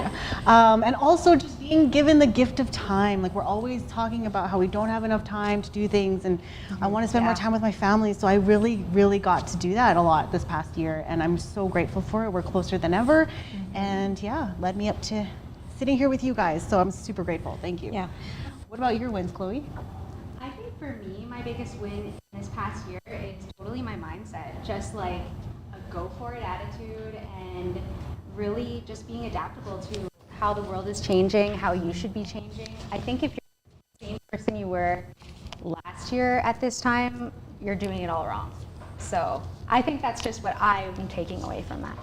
Yeah, and I also want to just add the fact that, yes, we are still in a pandemic. Yes, we are still complaining about the pandemic. We understand, we hear you, everything, all that.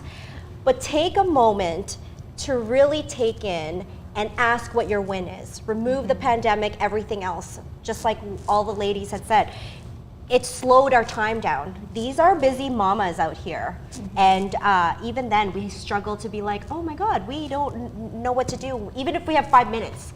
So I'm just saying, dig deep, guys, and ask yourself what your wins are. It doesn't have to be big wins. It could just be like, hey, I'm getting up earlier in the morning and walking for 10 minutes. That's a win, because it's your win. Little things count too. Yeah, absolutely.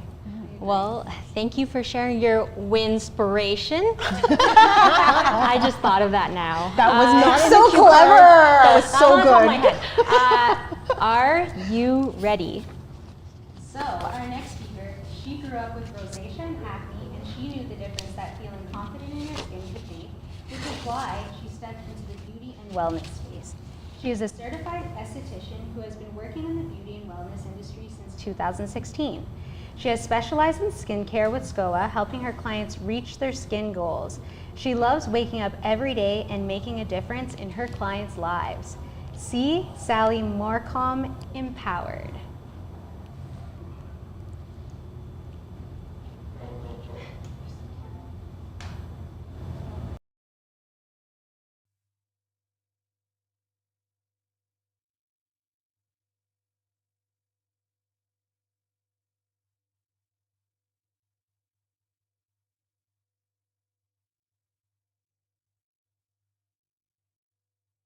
SCOA and specifically SCOA Kensington.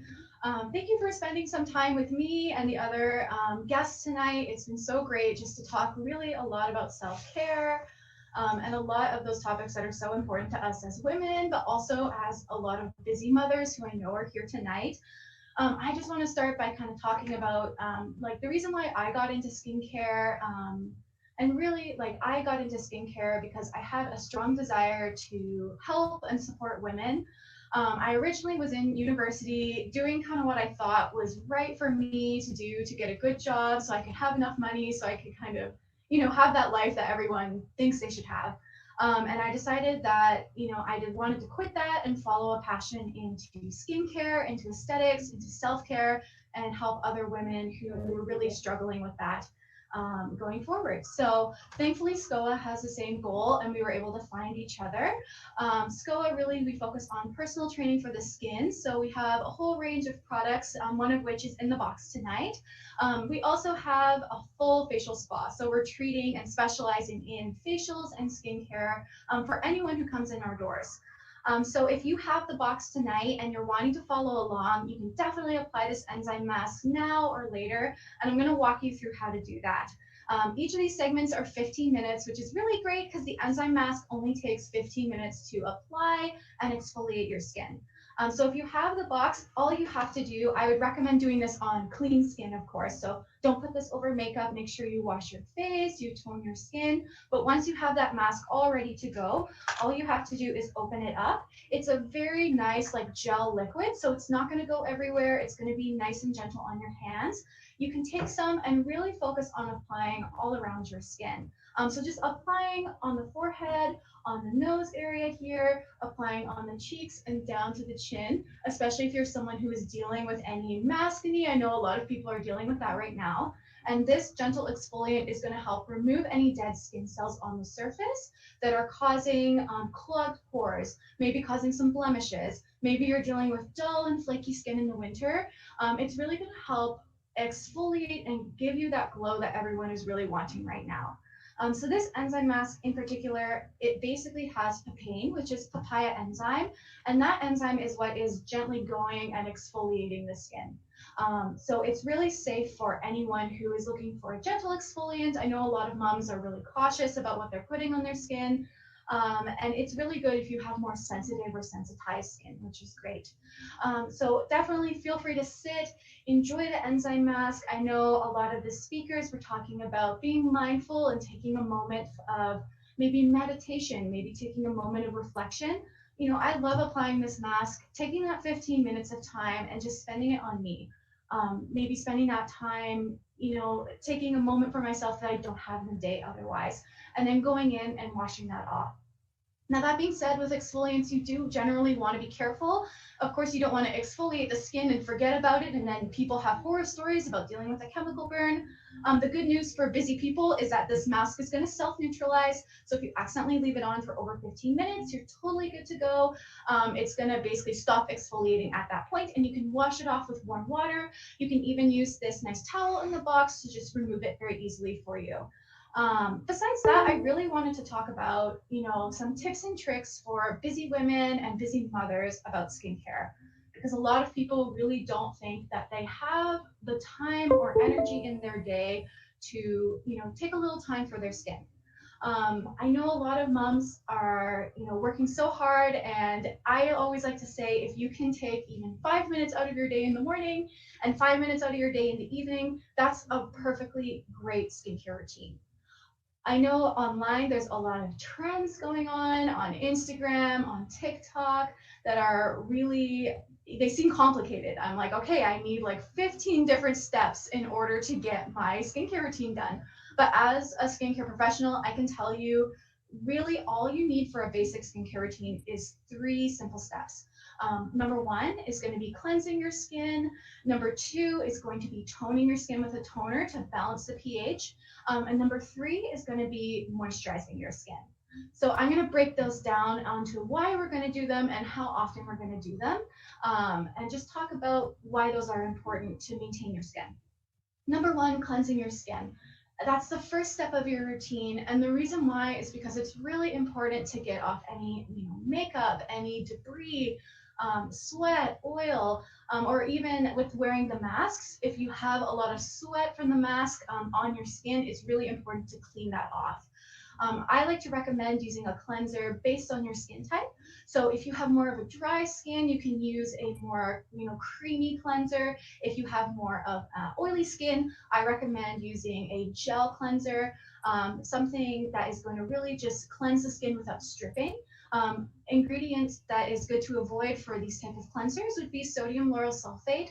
That can be found in a lot of lower quality cleansers, and the reason why is because that ingredient really strips the skin.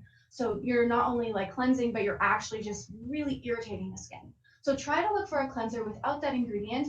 Maybe another ingredient that is better than that would be something like coconut esters, something that can really cleanse the skin gently.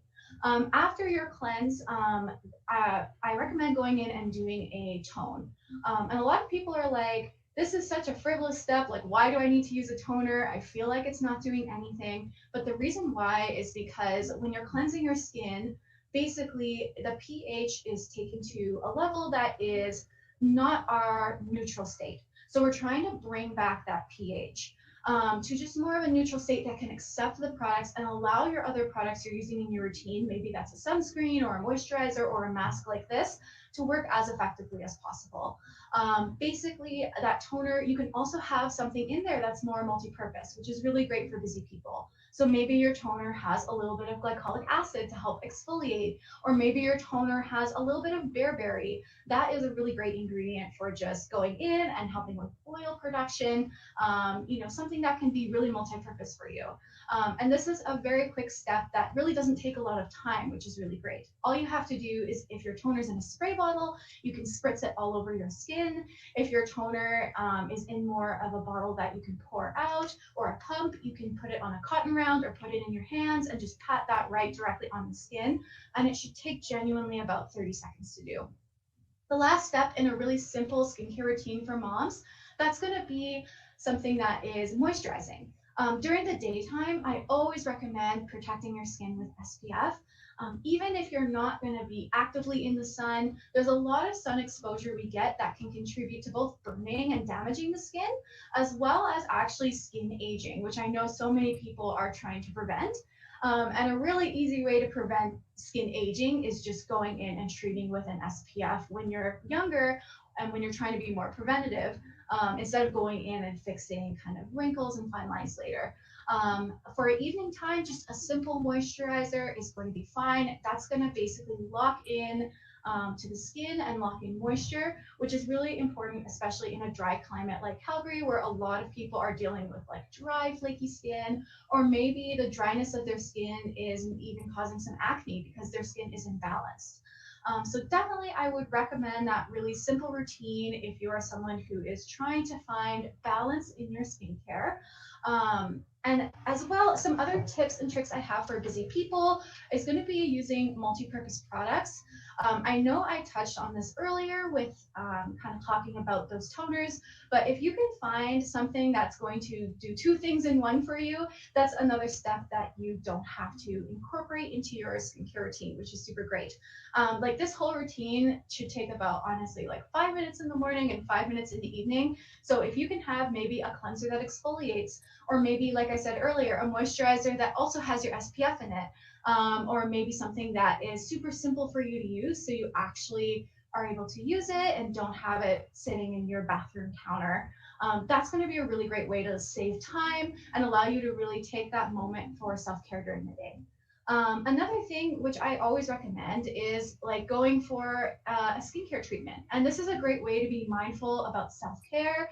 And maybe your thing isn't skincare. Maybe it's like going to the gym. Maybe your thing is going and getting like acupuncture with Sarah. Or maybe your thing is going out for a delicious coffee. I am a really big believer in taking just a moment for self-care. Maybe it's once a month, like a facial, or maybe it's, once a day, like doing your skincare routine. Maybe it's once a week, like going to the gym.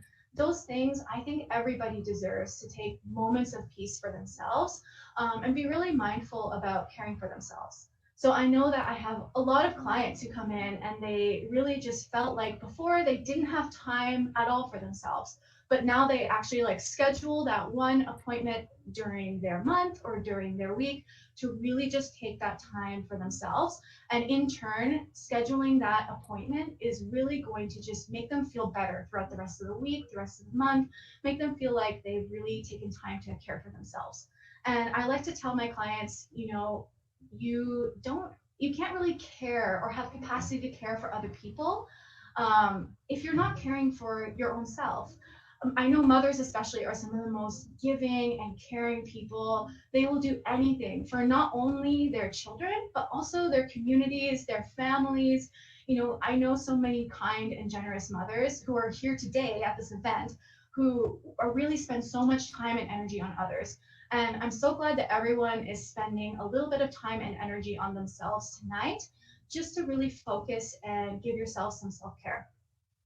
So last thing I'd like to kind of talk about today is kind of a little bit about diet and hormones and a lot of these common questions I'm getting when I'm treating skin. I know Harleen and I were talking about this, just talking about these things for busy mothers, for busy women, just because it's a really common question. So I have a lot of women who are asking about like, okay, is there foods that I shouldn't eat for my skin? I find that people who are having dietary issues, people who have maybe a sensitivity or an allergy may get breakouts, especially in like the forehead area, in between the brows is really common, if they're having kind of foods that are against their diet, or that are against their personal, what works best for their body, I mean to say. Basically, I would recommend if you are feeling like, okay, I have something in my life, a lot of the times it's dairy, sometimes it's eggs, sometimes it's something like that that is just not suiting me. Maybe you don't feel well after, or maybe you feel fine, but you notice, you know, every time I have that piece of pizza, my skin is breaking out.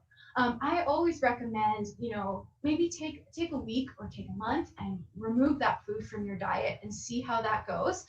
You may notice a difference right away in just the clearing up of the skin. Normally for acne as well, I have a lot of women coming in and saying like, oh, I'm dealing with acne on the jawline here. Like, is that something I'm eating? Is that something I'm doing wrong? This jawline area, if you're breaking out here, is a really common area for hormonal issues. So maybe you're going through a big hormonal change and you're dealing with a lot of blemishes here. I have a lot of women who come in and they say, I know when I'm about to have my period because I get pimples all in my jawline area. Or maybe you're going through a serious time of stress. Maybe you're feeling burnt out, you're not feeling yourself. Our skin is the organ where all of our other organs, our kidneys, our liver, everything, when that's all working to basically detoxify our body, our skin is kind of the last area that any sort of negative thing will go to. So, you know, when we're sweating out stuff. So a lot of the times when I'm seeing stress and when I'm seeing people who are having maybe a food sensitivity, the skin is the last place where we're really seeing that be visualized. And it's the place where people are really noticing it the most. So I definitely challenge everyone here to like really evaluate what is working well for them in their life, maybe when it comes to diet, maybe when it comes to stress, and trying to find ways to really reduce that if possible. Lastly, I just want to say, I hope everyone has enjoyed this event. Thank you so much, CNC and Ham, for having us here. I want to basically say goodbye and send you over to the Ham fam. Are you ready? See them empowered. Back to you, Ham and CNC. That's right. That's right. So I just want to remind you ladies that taking a shower is not considered self-care. It's a necessity. And I hate when people tell you that, like, or when people say, yeah, I do self-care. I took a shower today. It's Or like, a bath. Yeah, so You should, I mean, anyway. ask yourself, what is one thing that you enjoy doing that's just for you? And I'll go first. So I really love booking massages. Shout out to Benefits. Massages, I love going for massages. I've been meditating a lot lately. Something that I sucked at before, but I'm really, really working on because it actually really helps me and my rage. And also like taking a little trip to HomeSense by myself, like no kids, no nothing. It's just me time. Amazing. Yeah, so Sounds like a Cass, what do you do for self-care? I would say I try to develop a good skincare routine, so making sure that I put on the whole shebang, like moisturizer, toner, and what have you. So like, I want to make sure that I keep my skin in good condition. You know, with aging comes. Did she say aging? Get out of here. Did she just say aging? Tell her to get out of here. Cass, you are still a baby to me. Yeah. We're all aging, so I'll get there. But you guys are beautiful. You guys are beautiful. But anyways, yeah, just taking care of my skin and making sure that I get in workouts whenever I can. But I admit, I'm not very good at that. I should stick to an actual workout routine for once, but I'm trying really hard and I'm looking at fitness people on Instagram to keep me inspired. So that's what I do. Well, It at least you're, works. hey, at least you're trying. Yeah, you're trying. That's the most Exactly. important thing. That's the hardest part. Yeah, absolutely. I'm trying. Harleen, what about you? So I always have a top 5 priority list of what my day consists of, and they're non-negotiable. And one of them is working out. For a very long time, that wasn't a priority. And it's not because it's just about the physical appearance, but it is really to be in the present and my mental state of mind. So when I get cranky that I haven't gotten a workout done, because all I could think of is just that workout and nothing else, and some good music. Like, who doesn't like a good music working out, right? Totally. So Changes Chloe, everything. Exactly. So Chloe, what do you do for self-care? For me, I love reading, doing puzzles. My husband has a lot to say about my hobbies, but it's all good. And I'm a spa all day kind of girl. So Nothing wrong with that. massages, I'm into it. Shout out to SCOA. There you go. Make sure you put that on. SCOA. And SCOA. if you have the experience box, that that enzyme mask is everything. Yeah, if not, go check them out. Check out Sally. She's amazing. All right, so are you guys ready? She is a local fitness instructor, a Lululemon ambassador, content creator who uses connection as her currency. Through the power of movement and creativity, she is always up for the opportunity to grow and collaborate. At the Sweat Lab, she teaches bar, spin, circuit classes while also creating visual written content for digital platforms. Most importantly, she truly believes in wellness and how important it is for your body. Are you ready for your wind down? See Carlene Valencia, Empowered.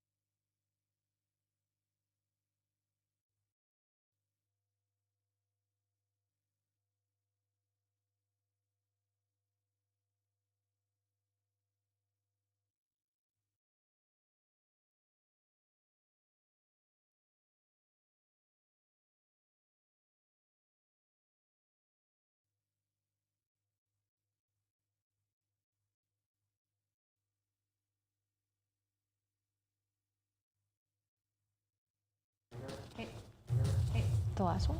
The last one? Are we on? Not yet.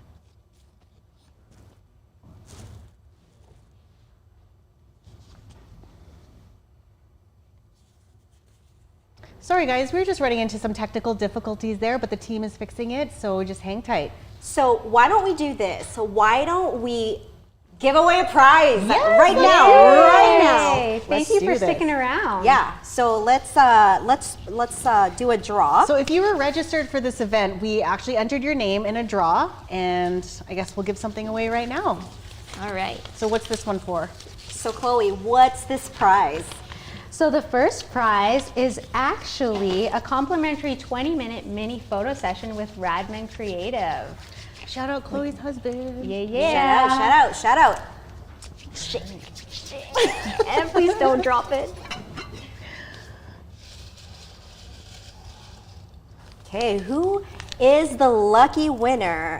It is France Angelina. Woo! Congratulations. We'll make sure to reach out to you to make sure to tell you like how you can redeem your prize. So I guess we could do another one, can't we? Why not? Okay, Why so not? we have some sweet treats that Cassie's going to show here from Milk and Crumbs. Shout out to Milk and Crumbs. Milk and Crumbs can show the.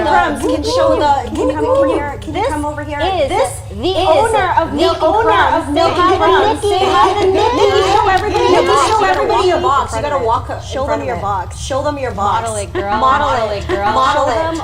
Show them what could be yours. Could be yours. This could be yours. So there's some awesome cupcakes and also what is it? Chocolate bombs? Hot cocoa bombs. Hot chocolate bombs. What? Okay, so who are we drawing out? Cass? No. Here we go. And the winner is Jane Mahilom. Congratulations. Congrats. We'll get this out to your hands really quickly. How are we doing, guys? Hey, so far it's been amazing and it's been great. So, I mean, a little technical difficulties, you know. We can do another. It's the times. It's the times. It's technology times. We're used to it. Zoom's like that all the time. Exactly. Hey, it's better than Zoom. We'll do another one. There's another second prize on the box. So let's draw another person So is the out. second winner for the Milk and Crumbs box? For the Milk and Crumbs box. Okay, cool. Here we go. Winner, second winner. Chicken dinner.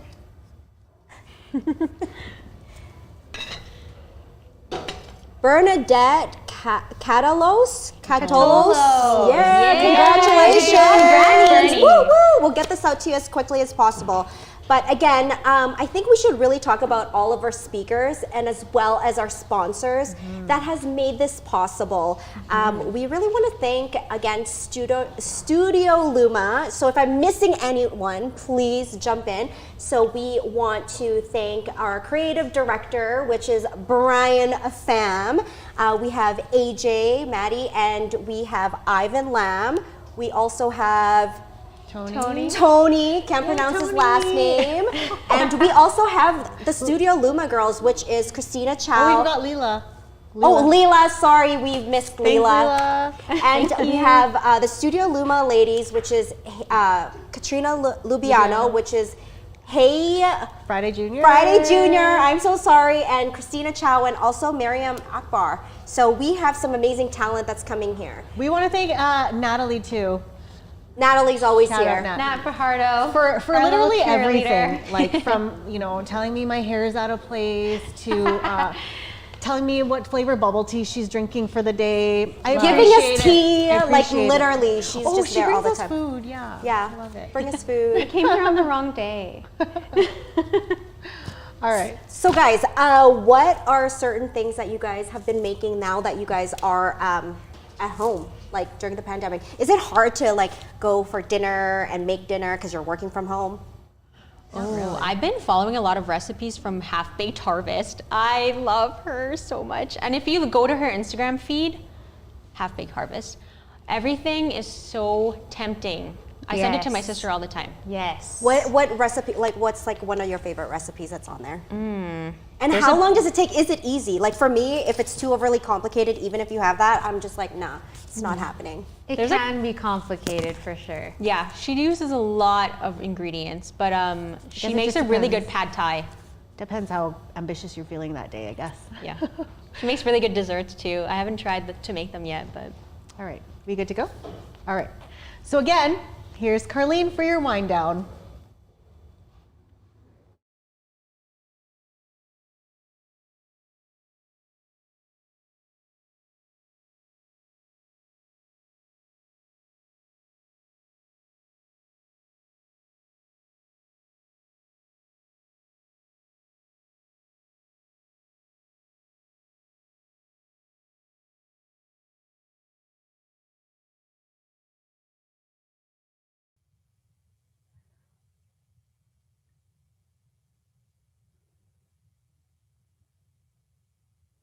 Yes, I can. I'm right here. Can you hear me? Woo!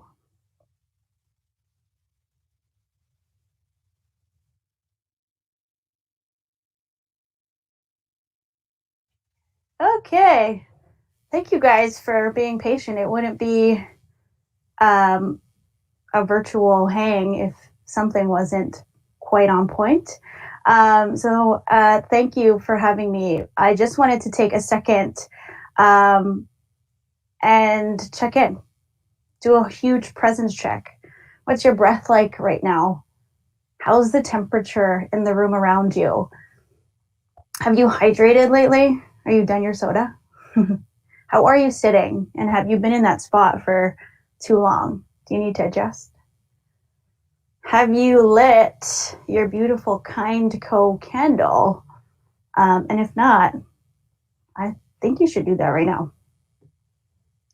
It's been a full event and a full evening so far. So just take these next few moments to bring yourself back if your mind has wandered, or to bring yourself back to your body and just what is it telling you? What are the sensations, the feedback it's giving you? Our bodies are incredible vessels that tell us things all the time and give us feedback all the time. And we just got to listen. So take that moment right now. As they said earlier, hi, I'm Carly. I'm a movement enthusiast here in Calgary. And as someone who's been active in the fitness community here for over 6 years, the question I've especially been getting lately is, how do I, or what are tips for creating and keeping a movement routine? And my answer might be a pretty unpopular one. You either do or you don't. But hear me out. The biggest thing that I've had to learn and practice through not only this pandemic, but now being in my third trimester of pregnancy, is to listen.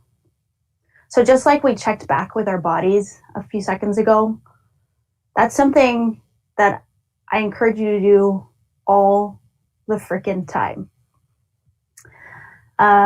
Like I said, every ache or everything you feel in your stomach, or feeling lethargic or feeling energized, those are cues your body is giving you to help you move on to what's next. So what does it all mean? What does all listening mean?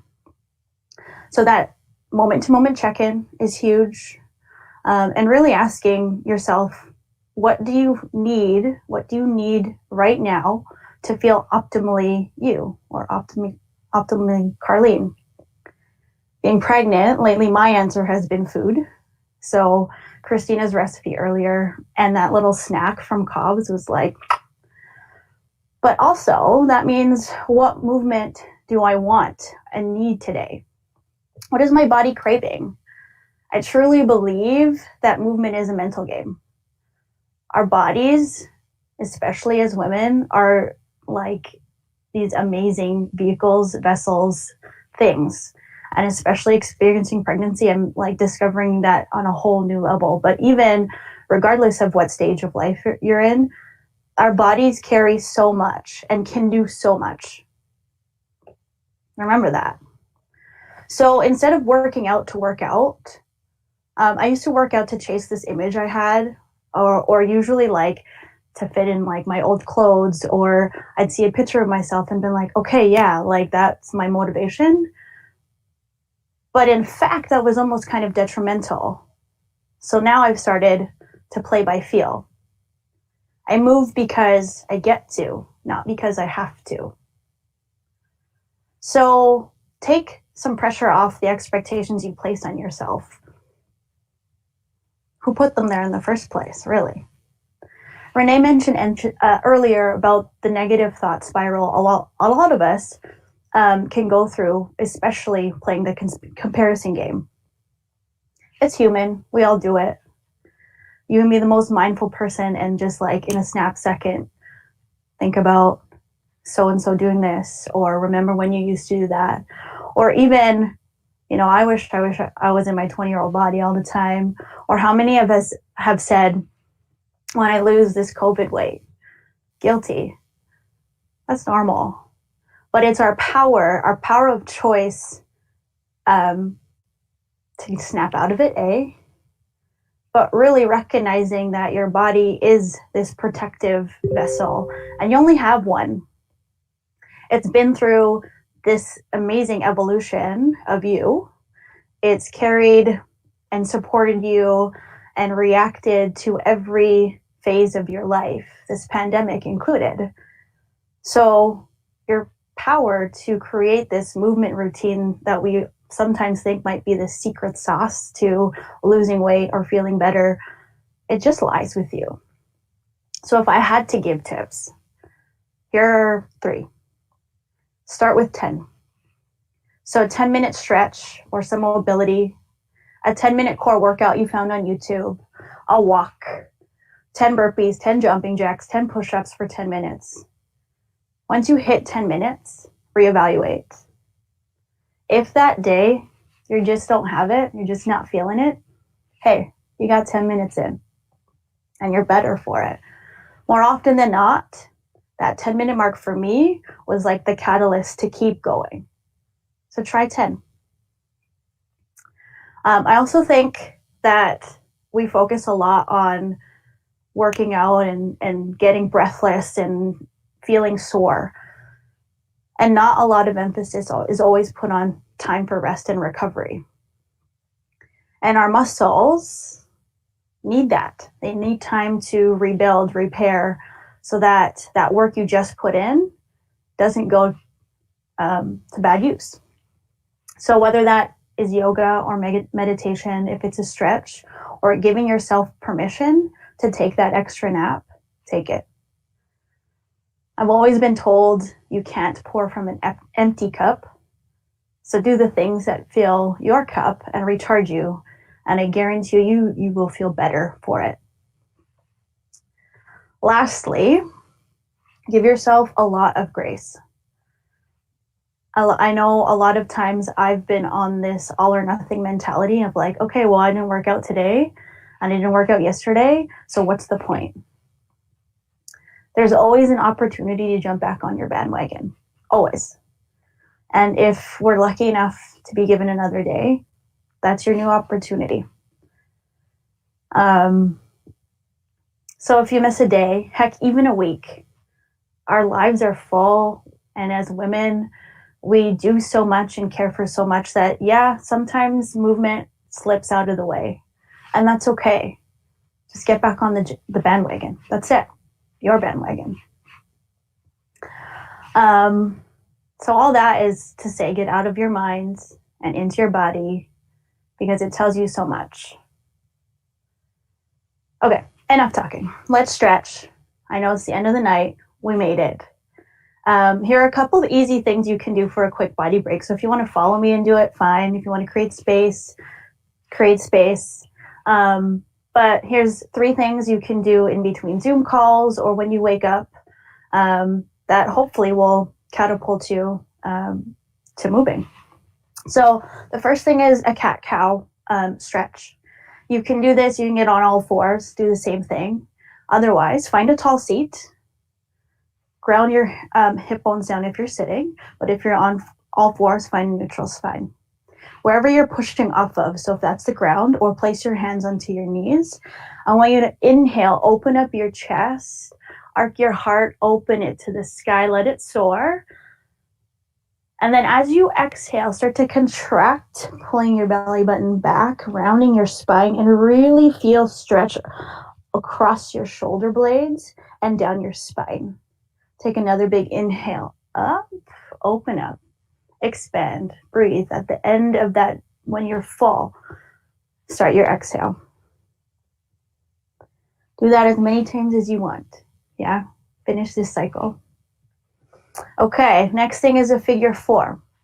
So you can do this seated. I'm doing this, can't see it, but I'm doing it. So take one ankle and place it onto the opposite thigh. Keep that same foot that you just brought up flexed. Yeah, we all know what a figure 4 is, but maybe we need it in this moment, so take it. If you're still on the ground, roll onto your back, do the same thing, thread those hands through if you want. But if you're seated, you can gently place that hand on the knee and guide it towards the ground. And you feel that release maybe through the glutes or the hips, wherever you feel it. I want you to breathe to that space and get to a point where it's just slightly uncomfortable and you need to breathe through it. That breath will help you. Okay?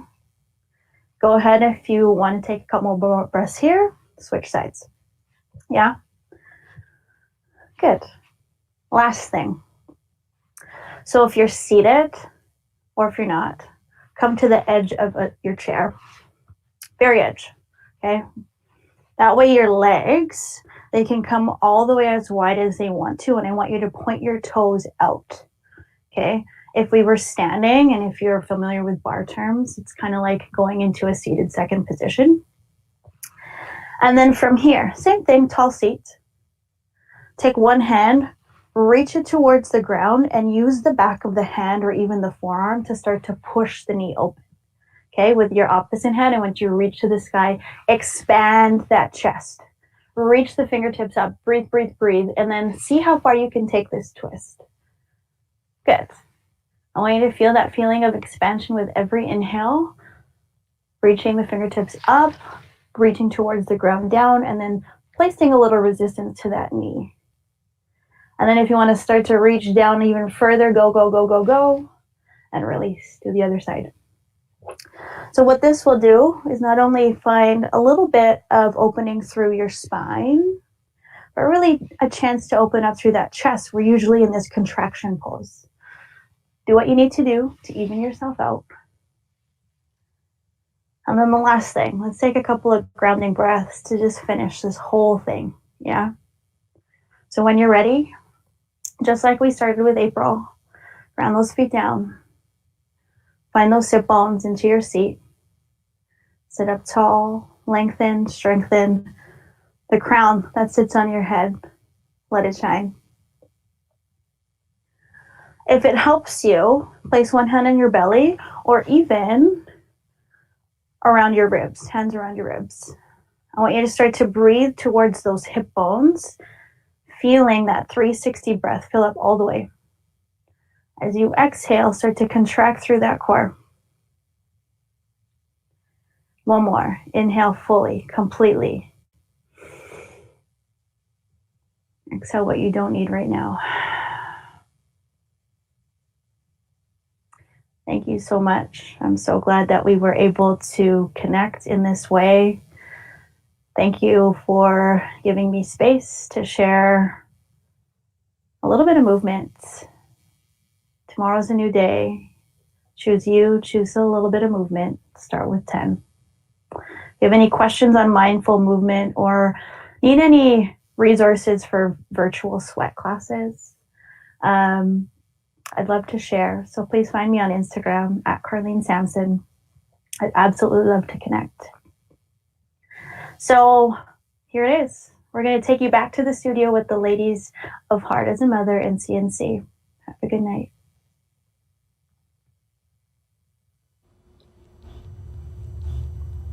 Thank you so, so much, Carlene. And thank you so much to our amazing lineup of guest speakers. I truly, truly appreciate you guys spending your Sunday evening with us. Each one of you women inspire us in more ways than you can imagine. But most importantly, we want to thank our audience. So to everyone watching, what we thought would be a little event has turned into like way more than what we expected. And actually, less than a month ago, Chloe messaged me and she was like, I have an idea, let's hop on a call. And I was like, what is this girl up to? And we hopped on a call, and without even consulting Har, I was like, yes, I know 100% Har is gonna be down. And so here we are. It took a lot of planning and dedication and hard work, but we made it happen. So yeah, thank you all so much. We're so excited it all worked out, and we were able to do this with you guys and you guys and our speakers. So make sure to let us know if this is something that you guys want to come to again next year. But this time, we're hoping it won't be virtual. It's going to be bigger and better. And if people are looking at the our Instagram, Hard doesn't do small. Hard does big in all other things. So make sure to comment and let us know if this is something that you'd be interested in, and we want to make sure to give you that experience, just like with the experience box. Yeah, so we actually have 2 more giveaways that we want to do for you guys. So if you stuck around to the end, thank you so much. We're going to do the last 2 right now. So let's do it. So Chloe, what's this winner getting? So this winner is getting workout pants from the Affinity Collection, the G label. And we actually have a model in-house to show us the pants. That's right. Are you ready? They're so comfortable, it feels like you're wearing nothing. Exclusively for you guys. Turn it around, Nikki. Look at that. Look at that. And by the way, Nikki is single, so if anybody knows anyone who else is single, slide right into her DM. It's what is it? Milk and crumbs. Milk and crumbs. Or just reach out to one of us and we'll definitely hook up. And just for the record, you're going to win a new set, not the one Nikki's wearing. Here's the winner. And thank you so much, G Label, for this amazing. Thank you, Shar at G Label. Thank you so much. And the winner for the G Label, and it's not just the pants, it's also the top as well. It's Monica Cruz. Congrats! Monica. Good job, Mon. All right, what's the last one? So the last giveaway we have is a $200 gift certificate for any services at Bell Aesthetics. Yes, thank you so much, Julia at Bell Aesthetics, for sponsoring this gift or giveaway. Here we go. And the winner is Chelsea Townsend. Congratulations! Congrats, So again, I wanted to thank my co-host, or the host, so Chloe, Cass, and Giselle, thank you so much. It has been such a fun and amazing experience. We can't wait to do this again. And it wouldn't be successful, again, let me reiterate this, it wouldn't be successful without the Studio Luma team. They have literally made this all happen. Also to Francis Bustamante, a financial advisor for Edward Jones and Big Picture Events. Thank you so much. All right. I also wanted to mention to those that have an experience box to make sure that you look at your inbox for some more local love. And to anyone that maybe didn't get the experience box, don't worry, we have something coming your way to your inbox as well. Of course, we want to show love to all the local businesses that made all of this possible with their generosity. Annex Ales Project, Creative Edge Flowers, SCOA in Kensington, Kind Co., Cobb's Bread in Airdrie, At Hang's Beauty Studio, Acupuncture Collective, The One Proposals, Radical Gentleman Creative, Salon Harper Airdrie, Milk and Crumbs, The G Label, Freshbox Inc., Bell Aesthetics, Zach Training Systems, and April Miranda. We also want to give a huge thanks to our speakers, Mariam Akbar, April Miranda, Stephanie Sargent, Christina Chow, Renee Gronlund, Katrina Lubiano, Sarah Graham, Sally Morecombe, and Carlene Valencia. Thank you ladies so much. You guys are true powerhouses. Thank you for joining us. We really appreciate it. And remember what we said. Make sure to make that connection outside of your circle because you never know what's going to empower you next. We see you and we hear you. Good night, everybody. Thank you so much for joining us. Bye.